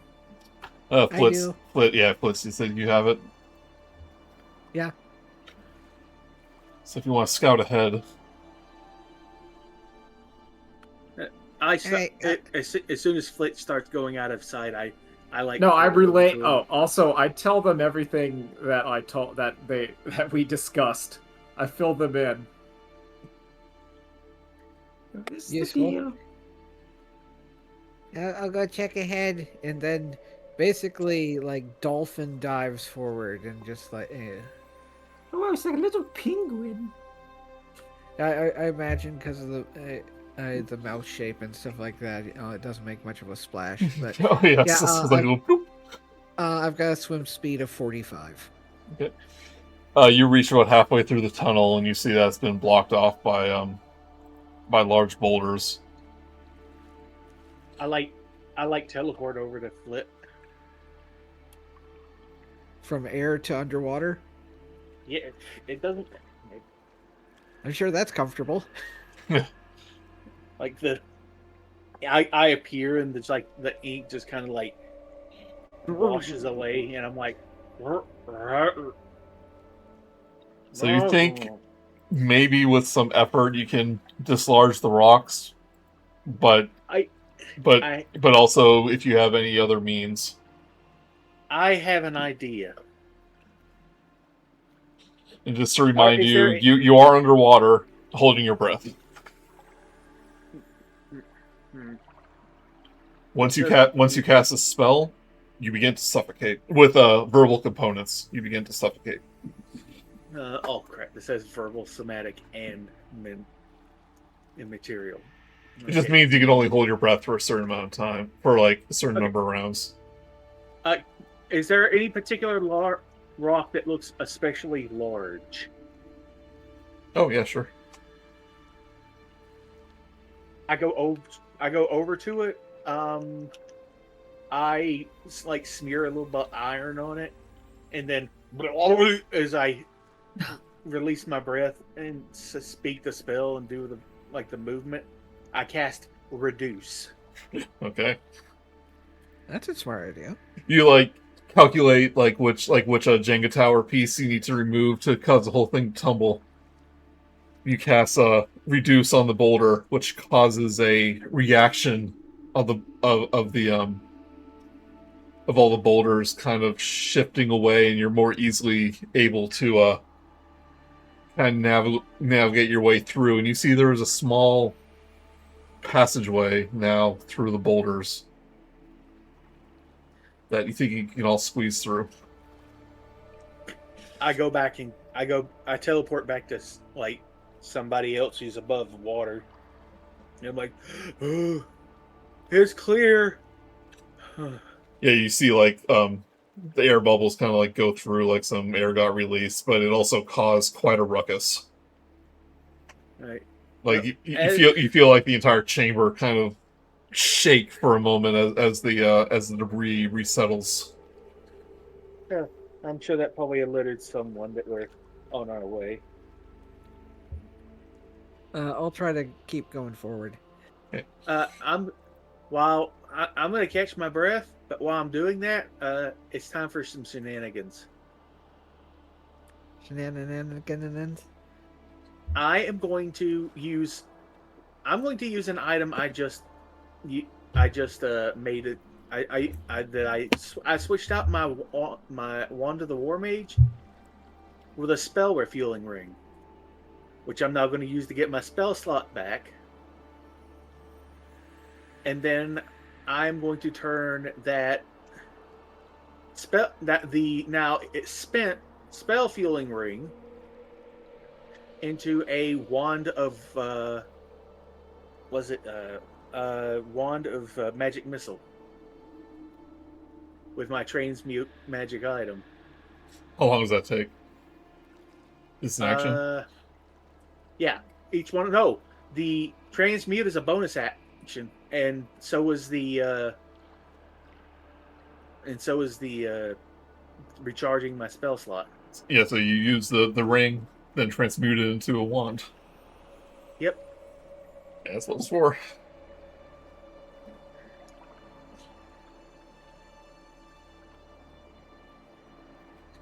Right, as you go ahead, Flit, you do see it. The passage goes on for a little longer.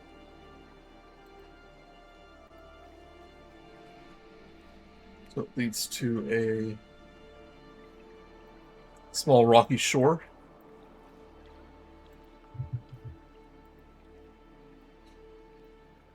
But as you peek your head up,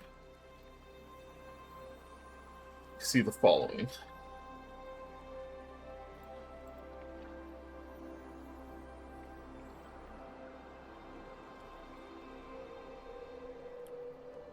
Ah, You break the surface of the water and emerge into the air hissing with electricity. The large cavern is partially made of worked stone, but the east wall has crumbled into a pile of rocks. The space is illuminated by lines of crackling power that ride through the air. Drawing energy from the glowing purple crystals is a creature similar to the ones you encountered in the center chamber. You can see a disk of light glowing in the creature's throat through translucent skin. The creature raises its head. Well, it doesn't do this because you're not making yourself known, but it's definitely active, like it's looking for something. So we'll skip that part. But behind the monster, an elderly Caprin slumped against the stalagmite is held in place by one of the bright lines of magical energy that seems to be pulling power from the creature, from him to the creature. You see, essentially,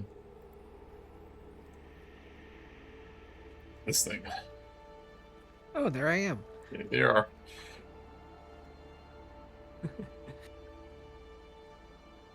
So you realize it's probably been alerted to your presence because of the because you dislodged the boulder, but it doesn't know you're here yet. Because I'm gonna give you that because you have a swim speed. You can make yourself hidden. Do you want me to roll stealth just in case, or? No, you're by yourself. It's fine. Okay. It basically won't be surprised when you emerge. I'm gonna survey the room real quick, and then I'm gonna duck back down and swim back to let everybody know. Hey, I found him, but there's a giant worm that's guarding him. Well, would be the brother, the corrupted brother of the Ophelions, the lightning lizard salamander axolotls. Yeah, one of those things, the lightning worms. Yeah, they're not worms. They might be a worm, but not a worm. You know what I'm saying?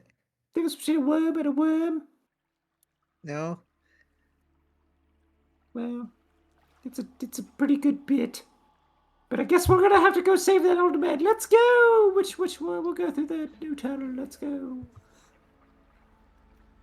Right. So once you emerge from the water, you will detect your presence. So if you have any pre-battle preparations. Do I have anything to stop lightning? No. Unfortunately, no. Do we have anything to stop? I don't know. Getting out of the water quickly? I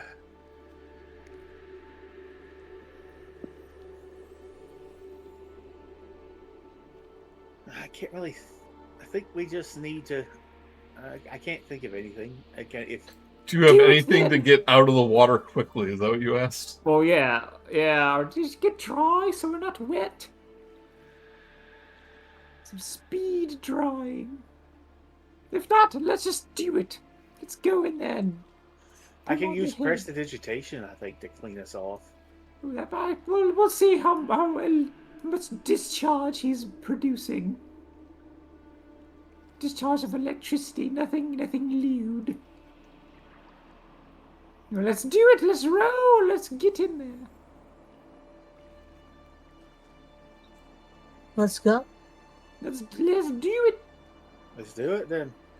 Hiya! So here is Stab him. Tapperin that you see kind of slumped against the type there. Ooh, pretty Stalagmite. horns. Yeah. But the creature raises its head and roars at you, sending out a spray of acidic spittle, which fizzes on the stone by your feet. And we are going to roll for initiative. Ooh, nat 20.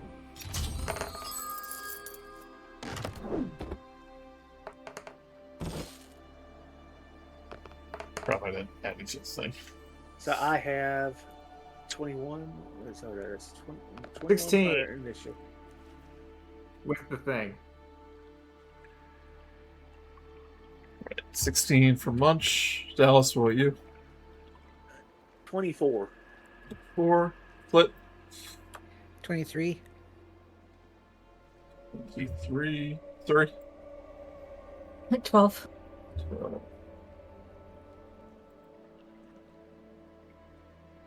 You did not roll well.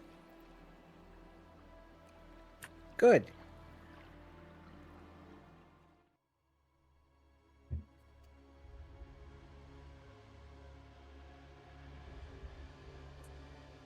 Right, Dallas, you're up first. You're all at the edge of the water, so it doesn't require any extra movement. All right. I am, first things first, I am going to pull out my newly made Wand of Magic Missile, and I'm going to use 3 charges to pump this thing full of 6 darts of Magic Missile. So you use 3 charges to do 6 darts? Yeah, it's 1 charge to level 1, 2 charge to do level 2, and 3 charges to do level 3, and I can. That's the max I can do. Oh, did they change that? I thought it was like each charge is 1 dart. No, now it's each charge is a level. Oh, I think they nerfed it a little bit then. Yeah, it's not as good as it used to be, but Yeah, it's because still. before you could do like 10 magic missiles or something like that in one shot. It was crazy.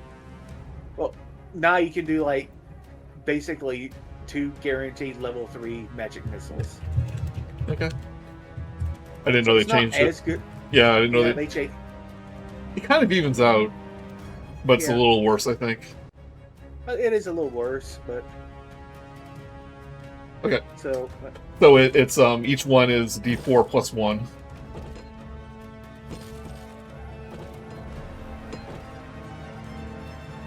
Okay. let's say 2, 4, 8, 9 to 13, 14, 15, 16, 17, 19 force damage. Do force damage. Right. And as a bonus action, let's see here. Let's see, bonus actions. Does this counts as casting a spell, even though I'm using a wand, correct? It's a magic action to use a magic item, so it counts as a spell. Yes. Okay, so I can't cast another full spell. That's my understanding. Is the magic action is either using an item or casting a spell. Okay, very well. Then I will. Then I am going to use. Then I'm just going to use my teleport to teleport over here out of the water. Actually, hold on. No, he doesn't. Yeah, I can't. Yeah, I'm gonna be over here. I suggest we spread out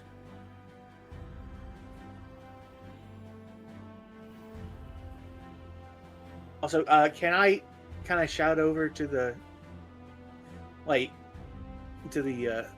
Arlo, I think his name was, and say, Arlo. Yeah. Arlo, are you okay? He looks conscious, but he's out of it. Sir, you might want to make your way over to Mr. Arlo. Yep. See, magic action.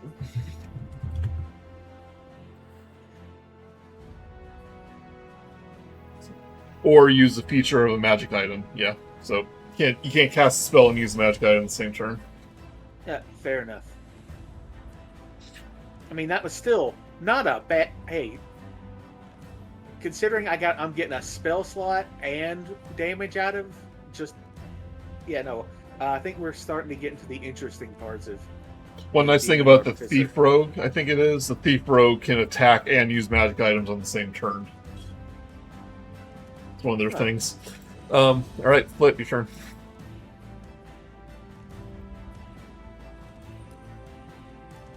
This is this thing, by the way. I think I showed you before. But, Yeah, alright, the go ahead. lightning worm.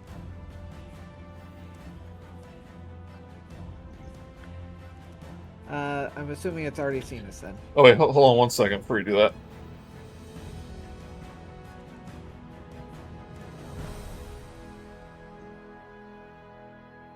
This thing has... It doesn't have layer actions, does it? It probably has legendary. No, it's not going to do anything right now. Okay, go ahead. Flit. Okay, I'm gonna run off and try to distract it. First of all, to make you happy, Hunter's Mark. Yay. Thank you. Using your abilities. Then run over here, which, yeah, let's see. I can go all the way over here. There is a ruler, by the way, on the... What? There is a ruler, just so you know. Oh yeah, I know. Okay. I'm manually counting the squares because Okay, it's faster. And I'm going to shoot at it.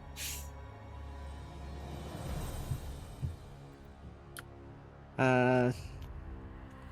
13 and 29. So probably just one hit. 13... 29 will hit.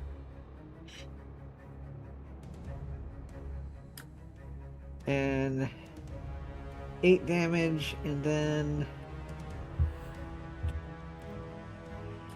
what does the other one do? You get Hunter's Mark, and you get Colossus Slayer. 1d6 force.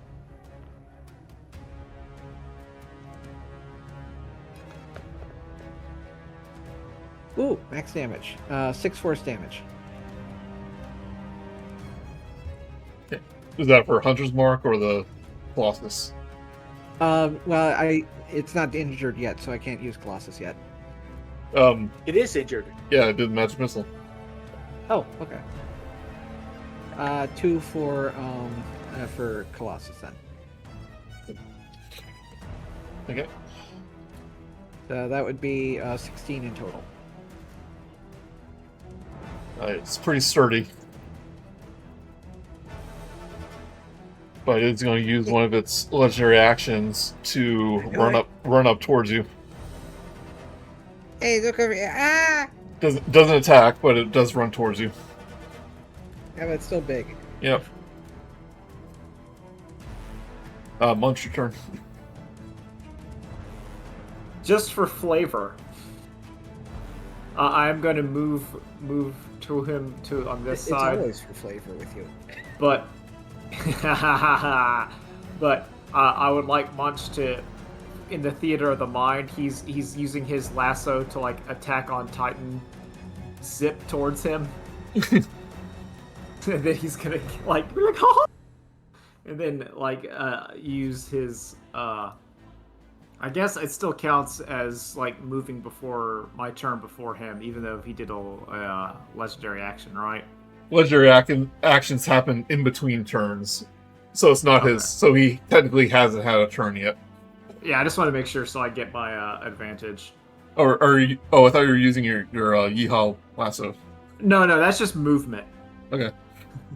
Yeah, I just wanted to do movement to make it more silly, but really he's just like walking up to him, and I'm just gonna hit him with my sword. Because you can use the lasso to try to prevent him from moving. Get the restrained condition. Yeah, but I'd rather do kill. Okay. It's time to kill. People need to And, use their magic items. We could try to dislodge whatever it ate. Does anybody have heat metal? Ooh. No, I was going to take it. I decided not to. Yeah. When you get close, you do see in his throat the glowing object. You assume that's what's causing all this corruption. I almost took heat metal. No joke. Well, we did get ourselves a crit. Oh, you crit? Does my assassin turn to 12 on a crit? Not the assassin part. All right. Roll a right click and roll damage with advantage, and then roll sneak attack twice. Yeah. So here we go. That's a lot of dice damage. That's 13. And 2 sneak attacks. Or hiya. It is a ridiculous amount of dice. Let's see. Jeez. Yeah. Levi. Captain Munch. Doing that cool spinny thing. It's looking bloody. I bet. Oh. And we haven't even begun to hit it with another dagger attack. At advantage. 26. 26 hits. What if he had critted again? Oh my god. That'd be great. 1 damage. Well, All right. Anything else? another attack. Well, I apparently. got her 1. So 8.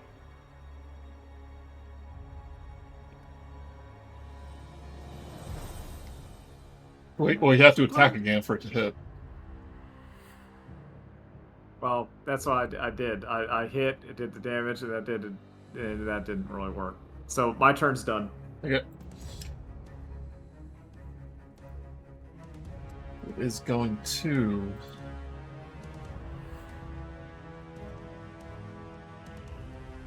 For its turn's end, attempt to bite you, Munch.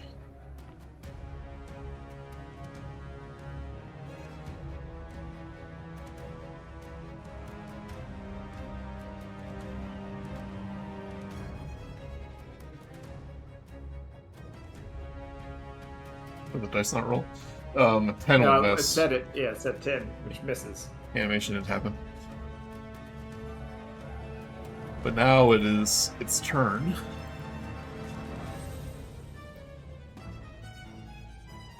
Right, it's going to do 1 bite at Flit. Why are the animations not happening? Does 19 hit Flit? Yes. Okay. You take 13 piercing damage as its fangs bear into your skin. Oh. Well, that wasn't right.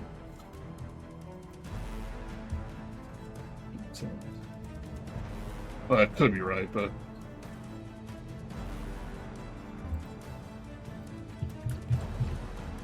Well, Wait, not... more 19? I'm going to double check this damage real quick. Thank you. I don't know of anything that does d20s for damage. I think I might have messed up the damage thing. Like the coding for the damage. Let's see here. Here, I will re-roll that just so it's fair.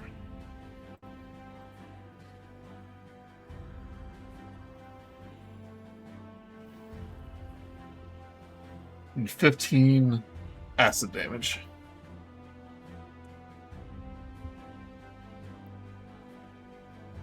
Owie.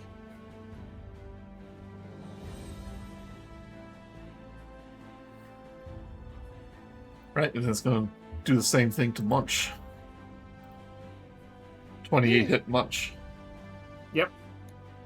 I'm gonna half the damage using my dodge thing, though. Yeah. You take 15 piercing damage. So we'll half it to 7. And then 7 acid damage. So we'll just go 14 total. It's the same attack, so both those happen. Ah, okay. Yep. So it goes down to 9, I believe. Well, it's 15 plus 7. Yeah. Okay. Oh, so 50 plus 7 then divided by 2. All right. Yeah. So we're at 22. That goes to 11. Okay. And then after he bites you, Munch, the thing in his throat begins to pulse like.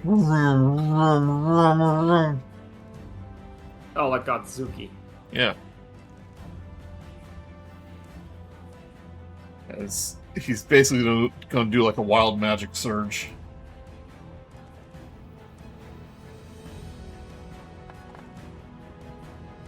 Four.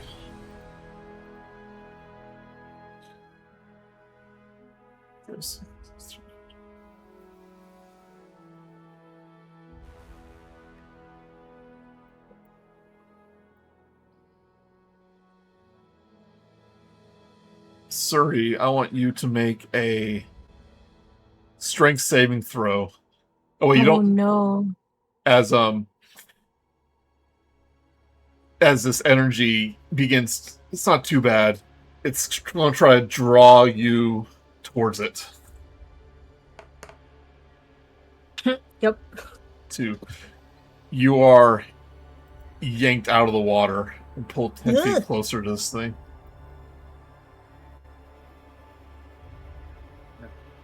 Dallas, you were just out of the way. Out of the radius. As planned. Right, Suri, your turn. Do you guys want heals, or do you want me to pound this thing? We did beat it up, Suri. It's already bleeding. All right. Also, if you could be a deer, if you could get like right, a little bit closer. Just, like right there. Right around here. Yeah. Okay. There you go. You do see the Capron is alive and conscious. He's just kind of zonked out. He kind of like turns towards you, and you just see him weakly like, don't. Don't hurt it, kill it.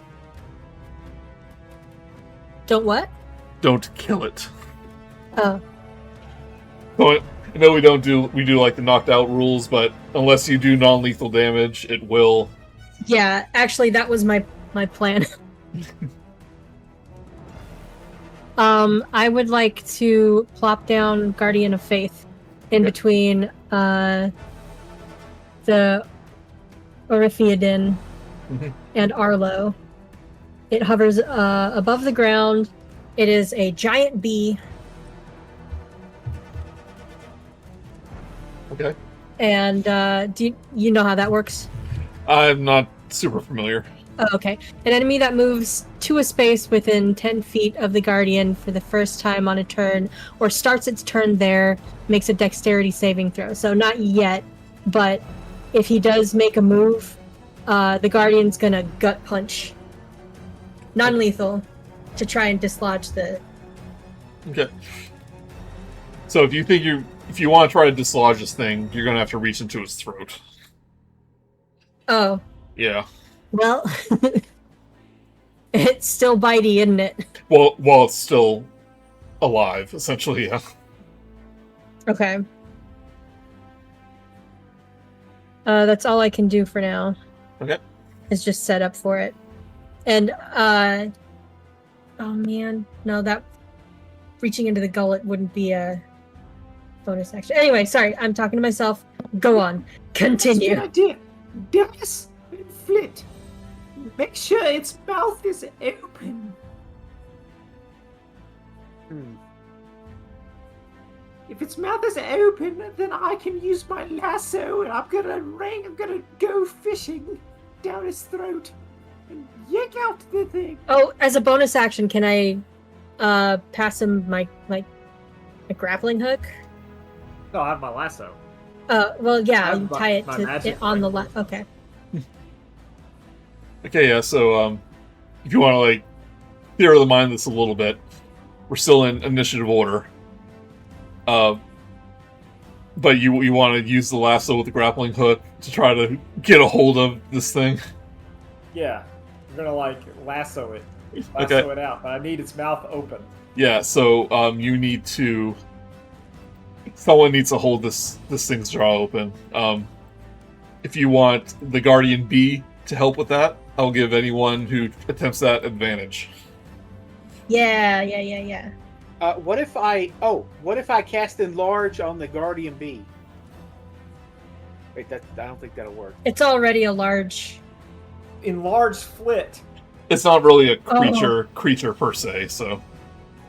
No, Dallas enlarges Flit. Flit now giant, which just means normal sized. Holds open the thing. No, I would become normal sized because That's I'm why I think default it's by funny. small. That's why it's funny. It's like giant Flit. He's like normal height. No, does it change everything to large or just raises it by one size? I think by It one raises it by size, one but it size. doesn't. So I would become normal. It does increase your strength. It's still funny, That would though. turn No. it into a 0. No, it doesn't. Oh, it doesn't? Okay, I thought it did. No. It just gives you advantage on strength checks and strength saving throws, and gives you extra. one Okay, I think well- there's a bonus to melee attacks as well, but Yeah. that's it.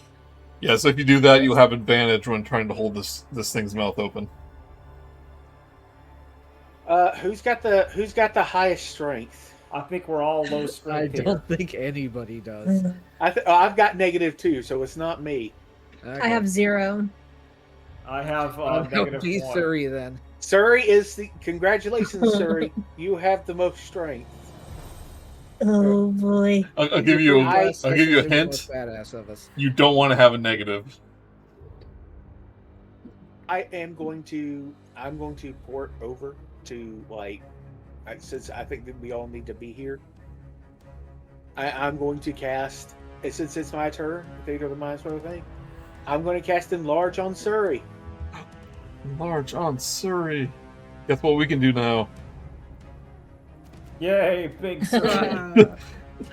30. Yeah, Dallas goes over to you and goes, "You're big now," and you feel your like bones kind of growing, like you're. Ugh, It's like, oh, what's happening? super Suri sized. Try to do a Suri voice version of Godzilla Roar. Oh, and as a bonus action, you know what? No, we'll wait. We will wait. 'Cause I have a feeling. But as a bonus action, okay. Well, I'm holding concentration on that, so I can't really cast. But can I use a magic item while I'm concentrating? Yeah. Okay, but if that's still a that's still an action. Well, you already used a magic spell, so you can't use a magic item. Yes, I know. I was thinking about a different action economy. Okay. I get you. But, All right, Suri, if you want to try to pry this thing's mouth open, Yes. give me a athletics check with advantage. Or, not trek, just athletics skill check with advantage. Can I give myself guidance? Yes. Okay, yeah. So athletics at just a normal. Oh God, please let me roll again. Advantage. Okay. Ah, nope, never mind. Ah. what is it? You're just I not need used to to know your the big, number. You're just not used to your big bones. No, I need to know the number. At 1 and 3. Never mind. This thing is just snapping at you. So So like he just can't get a good hold on it. We're back into normal initiative now, since that failed. Flit.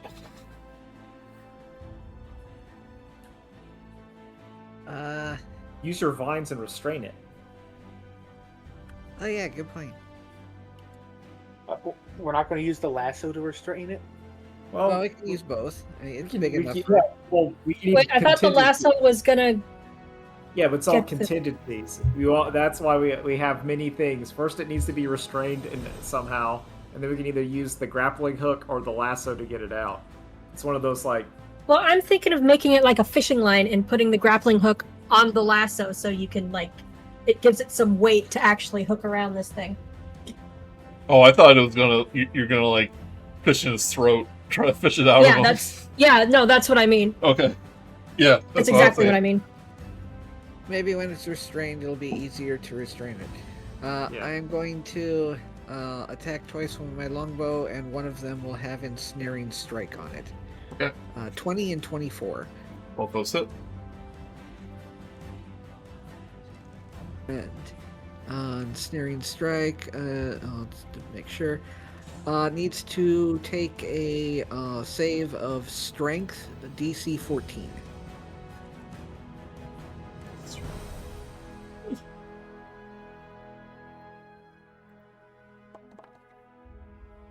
7. Okay, so failed save. The target has the restrained condition until the spell ends, and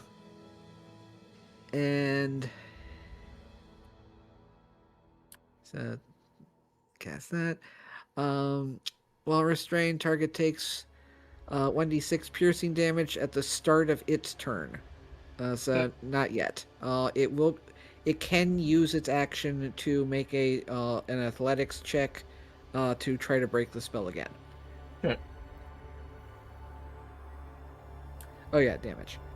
And note, as I've said, all damage that Flit does is stun, and he doesn't actually use arrowheads. Well, I still go by rules as written. I know we kind of have the rules in Humblewood, but it will count as a lethal shot if you use range in this scenario, even though we may It's not. all right. It has health. It's Even not though we big. may not die. That thing, he described that thing like what, rotating in its throat and getting louder, Yes. and it's already bloodied. If it has health, it has very little. Yeah, it's very low health. Apparently now it has even less. So, Oh, okay. unless the first one, I mean, it gets restrained with the first hit. So Okay. that would be 7 damage.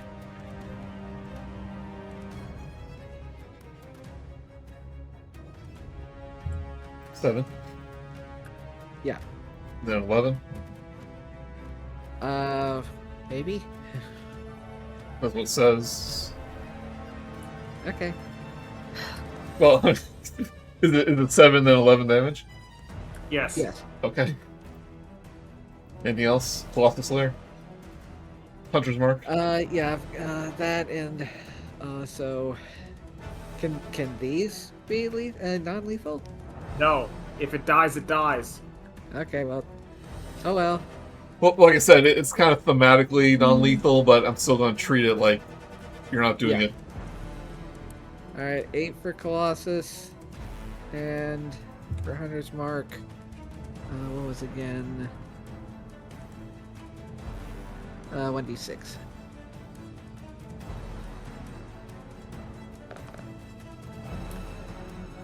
Five.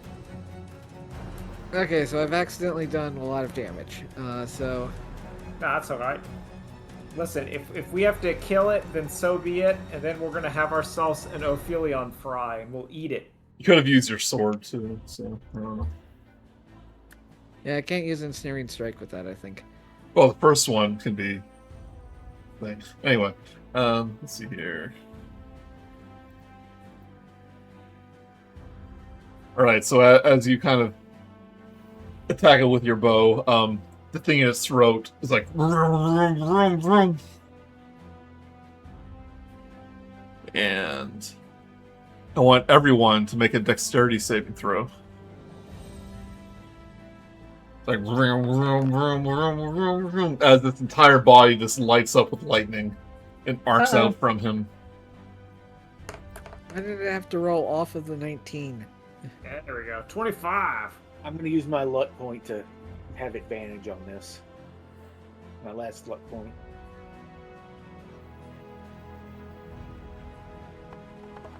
Right. If you rolled below a 16, Oh, thank God I did. you use take that luck point. 26 lightning damage, and half of that if you succeed. Munch, you can use your reaction to take no damage. Yeah, we'll do that. Let's dodge it all. And I've got to roll concentration. Yeah, Flit 2. Oh yeah, there's 15. concentration. 20. But as it kind of winds down, it's like, you notice that the device in his throat isn't stopping pulse. Its pulse. It's like vroom, vroom, vroom, vroom, vroom, vroom, vroom, and more lightning arcs out, and you see the Orphodon just like start hacking, like it's like writhing on the ground, trying to cough this thing up, and like this phlegm and acid from its mouth just going everywhere. You realize that is this thing in its throat is about to explode, and it coughs up the little device, and the creature passes out. But I want everyone to make a Constitution saving throw.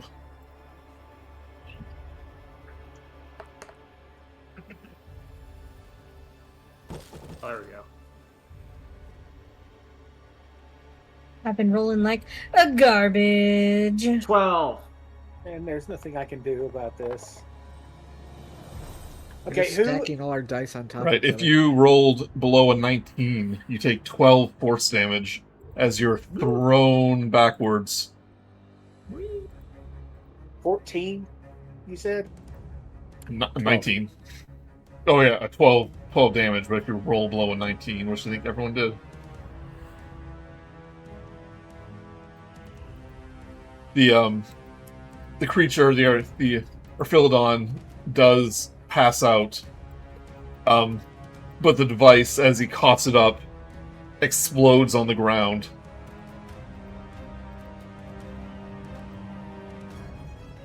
It knocks you all backwards.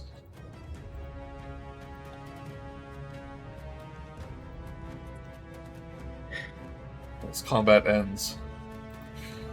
Well, they tried.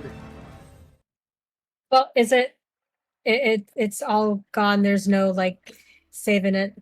You look at the No, it's just device, asleep. and it almost looks like a modern day speaker, like you would find on like a stereo, but it's been damaged.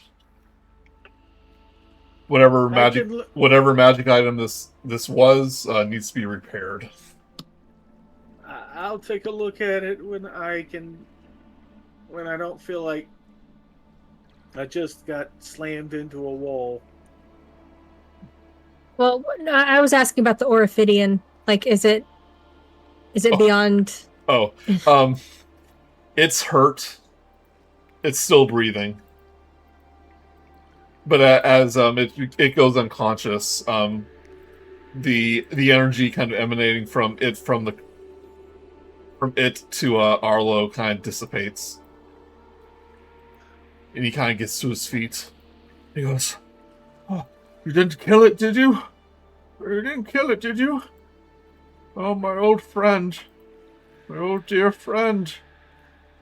He kind of puts a hands up to to his chest.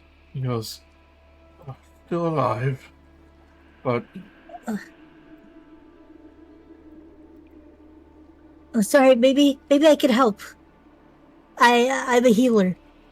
as you step forward, you kind of like shrink back in size. He goes, so please, if you can help him. Could I do mass healing word since there are a bunch of, Sure. or do I need to make it more specific? No, Okay. you can do that, yeah. Yeah, All right. everyone's hurt.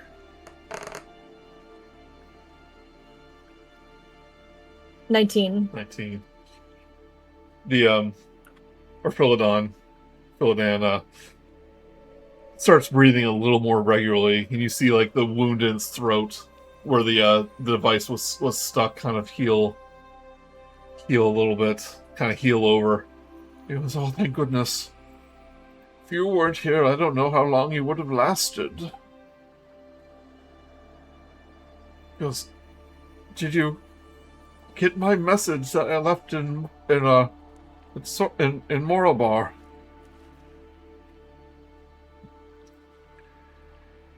We didn't get the message. We got someone asked us to come rescue you or try and find you Well, because you'd been missing for a few while. well, you did. A patch of beetle. You did find his message in the town. Oh. Yes. I was worried something might have been wrong with the creatures in the cave. And I didn't know it got this bad. It's bad.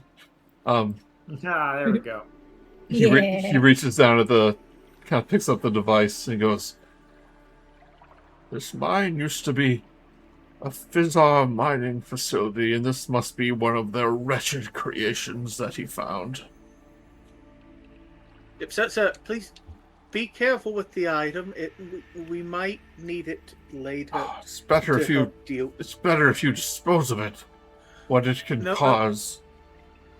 No, sir. We've got bigger issues, and this might help us solve it. Please don't dispose of it. I beg of you. Please trust us. Yeah. He looks at it, looks at you, and he goes, very well.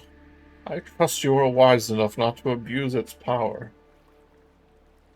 I take it carefully and wrap it up in some cloth, and after I have rested, I will take a look at it and see if I can repair it. You see the other two, Neil, I don't know how to pronounce this correctly, or Ophidian. Orphidian. Orphidian, kind of raise their head above the water, make almost purring sounds.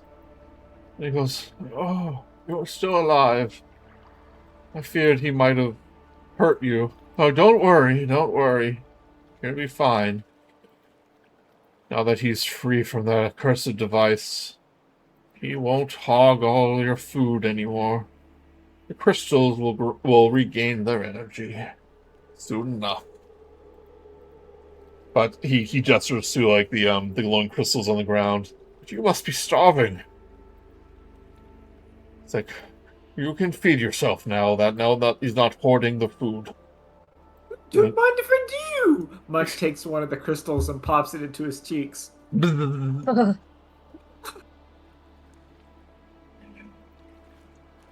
The two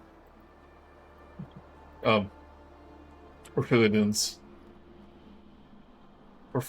do go over and start munching on the crystals, and you see their skin become a little bit more illuminated, like their tendrils a little more active as they do. It was, I spent many a day here communing with the Orphidans, using the slime. But Yes, Mr. Munch did the same thing, just not recently. But the two, But the mated pair over there were worried that The other one has grown too dangerous, so they took me from my home. They're a little clumsy. They knocked a few Yes, things over. Yes, it did look like you were being abducted, which was a problem. No. You were abducted. But to move things along a little bit, you return him to his home. After he kind of nurtures the injured one a little more, promises to come back and check on him, make sure he's recovering. He goes, in one of the tunnels they found that Fizzar device. Slowly it corrupted him, gave him an unusual strength and greedy desires.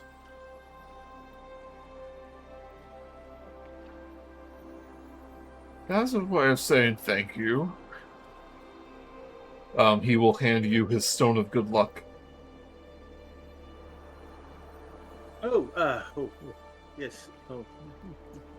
Don't use it all in one place.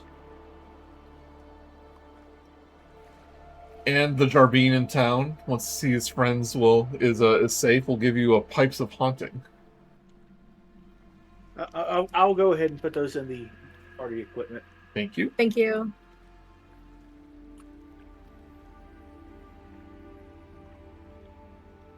Which I posted a picture of in chat. Yeah, I did see. I like the spooky post, the spooky pipes.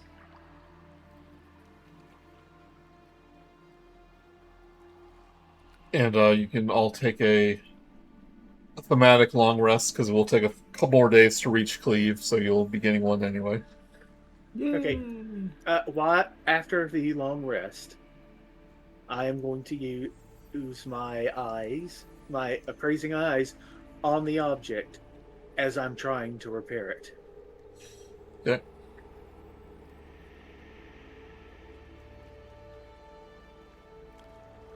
So this is an extremely rare magical device. Probably worth thousands of gold pieces in the right hands. But it is damaged. And you realize you don't know the first thing about Fizzar technology. So you don't want to risk repairing it. A shame. You think you would need to have someone knowledgeable with Fizzars, or a Fizzar themselves if they were still alive. We do know someone we could go to fix it, but I don't think we have time to do that. So... Oh... What a shame. Now, just to confirm, it's the spirit? The spirit back at the... who helped us with the elemental shield. Oh no, you have the token that his spirit is contained in. Oh! Oh! I take out the token and I summon him. Yeah, I think Munch had a necklace, and it's not him exactly. It's kind of like a hologram recording of him, essentially, that can help you. Yeah. I forgot what his name was. I have the token here. Jeff. You were summoned, Jeff. Yes, we found this item. I need help repairing it. If you wouldn't mind. Right. Sorry, I was trying to find his token.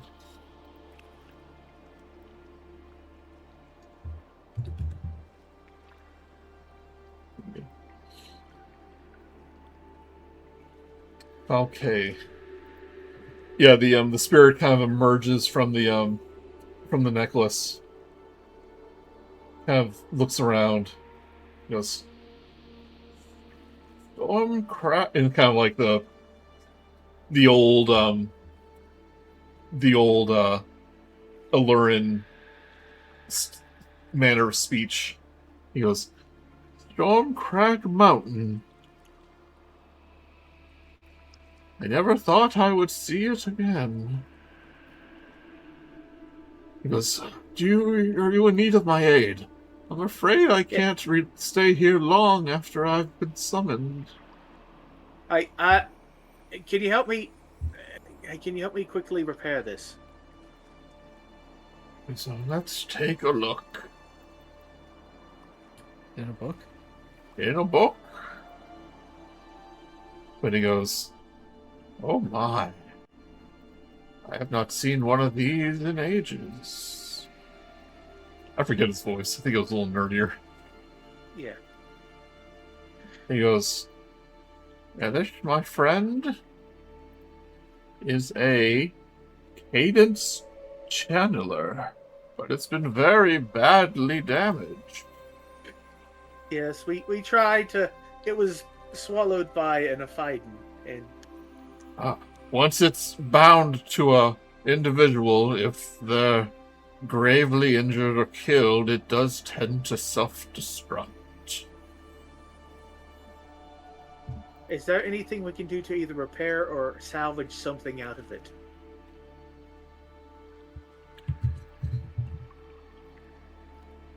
Number 2.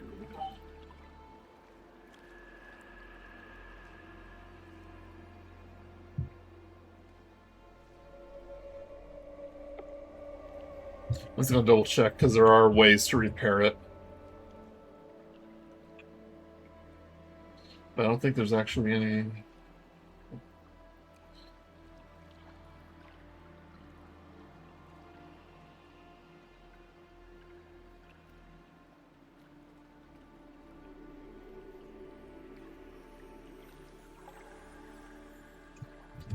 Sorry, I was checking a very slow to load PDF. Nah, it happens. It's like I thought I was like, oh no, did I not have a good idea here? Oh no, you did. Yeah, I didn't think about that at all.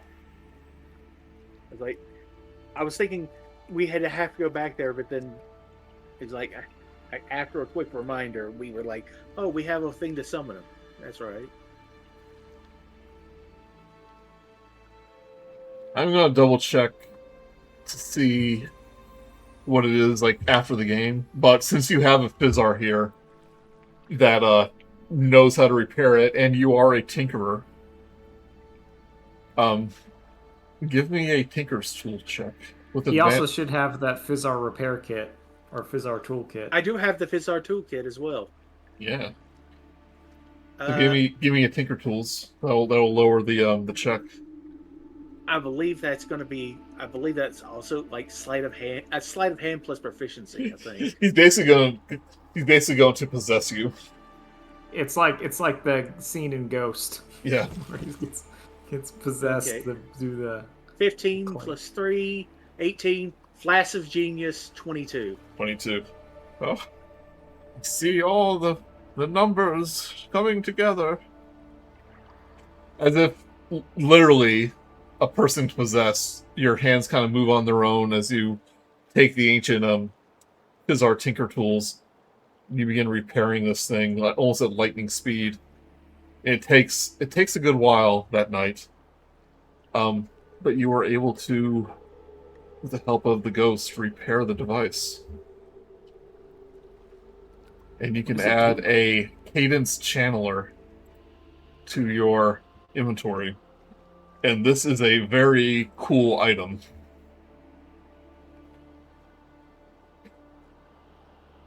He says, Um,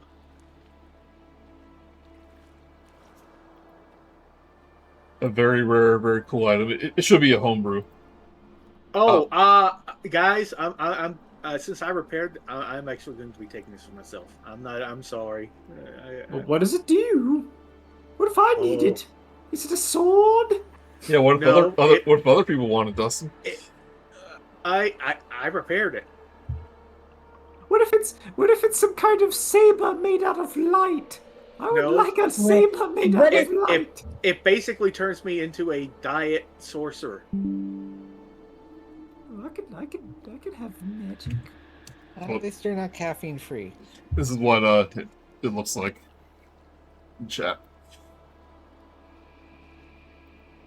When you first attune to the Cadence Chandler, choose 3 first-level spells, 2 second-level spells, and 1 third-level spell from the Sorcerer spell list.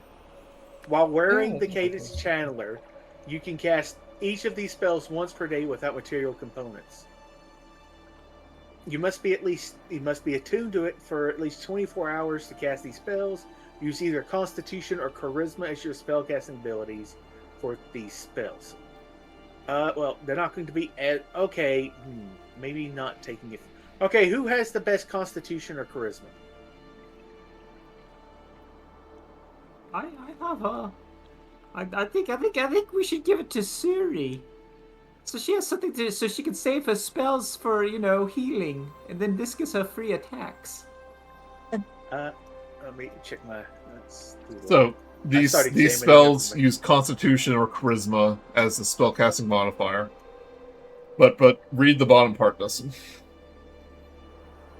Charisma. Oh wait, what's what? Oh, the Cadence Chandler. If you are a sorcerer, you gain additional benefit.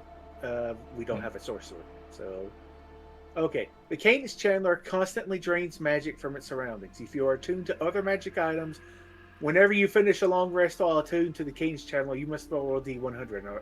On a result of 5 or lower, one of your other attuned magic items becomes non-magical as the Cadence Chandler saps its power. The instant he looks at the instant he realizes what that does, literally, like, he almost takes flight. Like, nope. Like, You should give it to Suri. So No, I have items that I really don't want to. Like my ring of. This is. Sorry. This is. This thing is cursed. Yeah, so if you're attuned to this, you have a small chance to lose magic items, which I know for Dustin it may not be the most horrible thing because it could be a fake one. Yeah, no, that's right. All my item. I might lose my boots of the Winterland. Yeah, but that doesn't matter. We're going to like the Tangle Wilds where it's warm. Ironically enough. Also, you teleport. Ironically enough, I might be the only person who can safely wear this. I still think we should give it to Suri so she can save spell slots. It says when it's attuned, you can technically unattune to it, but it takes 24 hours for it to basically power up. So it means you just can't take it off at night and then use it the next morning. Mm-hmm. Nah, we're gonna install this on you like the Tony Stark Iron Man, the arc reactor. But I don't want it. Okay, Suri doesn't want it, and I'm looking at it extremely warily, and I'm like, hey, it's too freaking good. I have to. And no, it fits with your Iron Man theme. Oh, you need to add a Iron Man theme. You need to add attunement to the homebrew item if you can. Oh, you do that? Okay. I will. Oh, lordy. Yep, so, for our next session, choose what spells you want to add. There's really no easy way for me to add them and also make them a magic item. I don't think. In the way it's asking, but I'll double check. But just let me know what spells you want to add. I'd recommend Fireball. He's not wrong, but I'm going to. It won't be as powerful as my other spells because I'm like, it's going to be about half as powerful as my regular spells, but it's still not bad. We're going to need some fire stuff. We're not half as powerful. They're just as powerful. You just don't get the little bonus.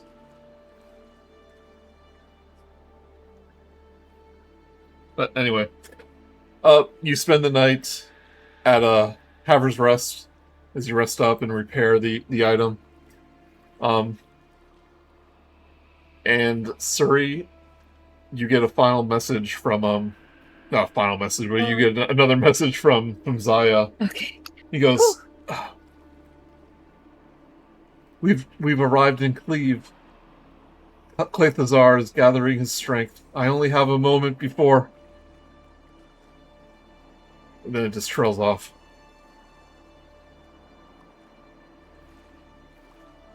Are you okay? No answer. But from the distance in Stormcrag, it's already kind of a stormy region, potentially anyway. But you see the dark storm clouds like gathering over probably about a day's journey towards Cleve, like gathering over the spell sea, just growing more and more severe, almost by the moment. I think it's going to We take. can't delay any longer. Yeah, I think it's going to take about a half-day travel to reach there. But that was going to end for tonight. Woo! We got Dustin got his Iron Man reactor. Yeah. Yeah, I like. I'm going to figure out how I'm going to flavor this, but yeah, I am going to take the chance. If it gets one of my replicated items, It's going to be random. So yeah, it could be really good. It could be really good or really, really extremely bad. one double check doesn't I'm say sure nothing will go wrong. you can But just that's part of the fun. you can just unattune to your boots. Oh, it has to be attuned. So it has to be it has to be attuned. one of your I other thought it was- no, it says one of your other attuned magic items. So if it's not attuned, it doesn't matter. Oh, I thought Okay. it was any magic item. Well, given what it looks like, it's more like it needs to be in tune. Bum. Ba-dum, ba-dum, boom. Okay. And with that, I'm going to bid you all adieu. All right, thanks for staying Thanks for staying a little later. Of course. It was Fun times. Thanks, guys. Bye. Nice. Bye. Bye.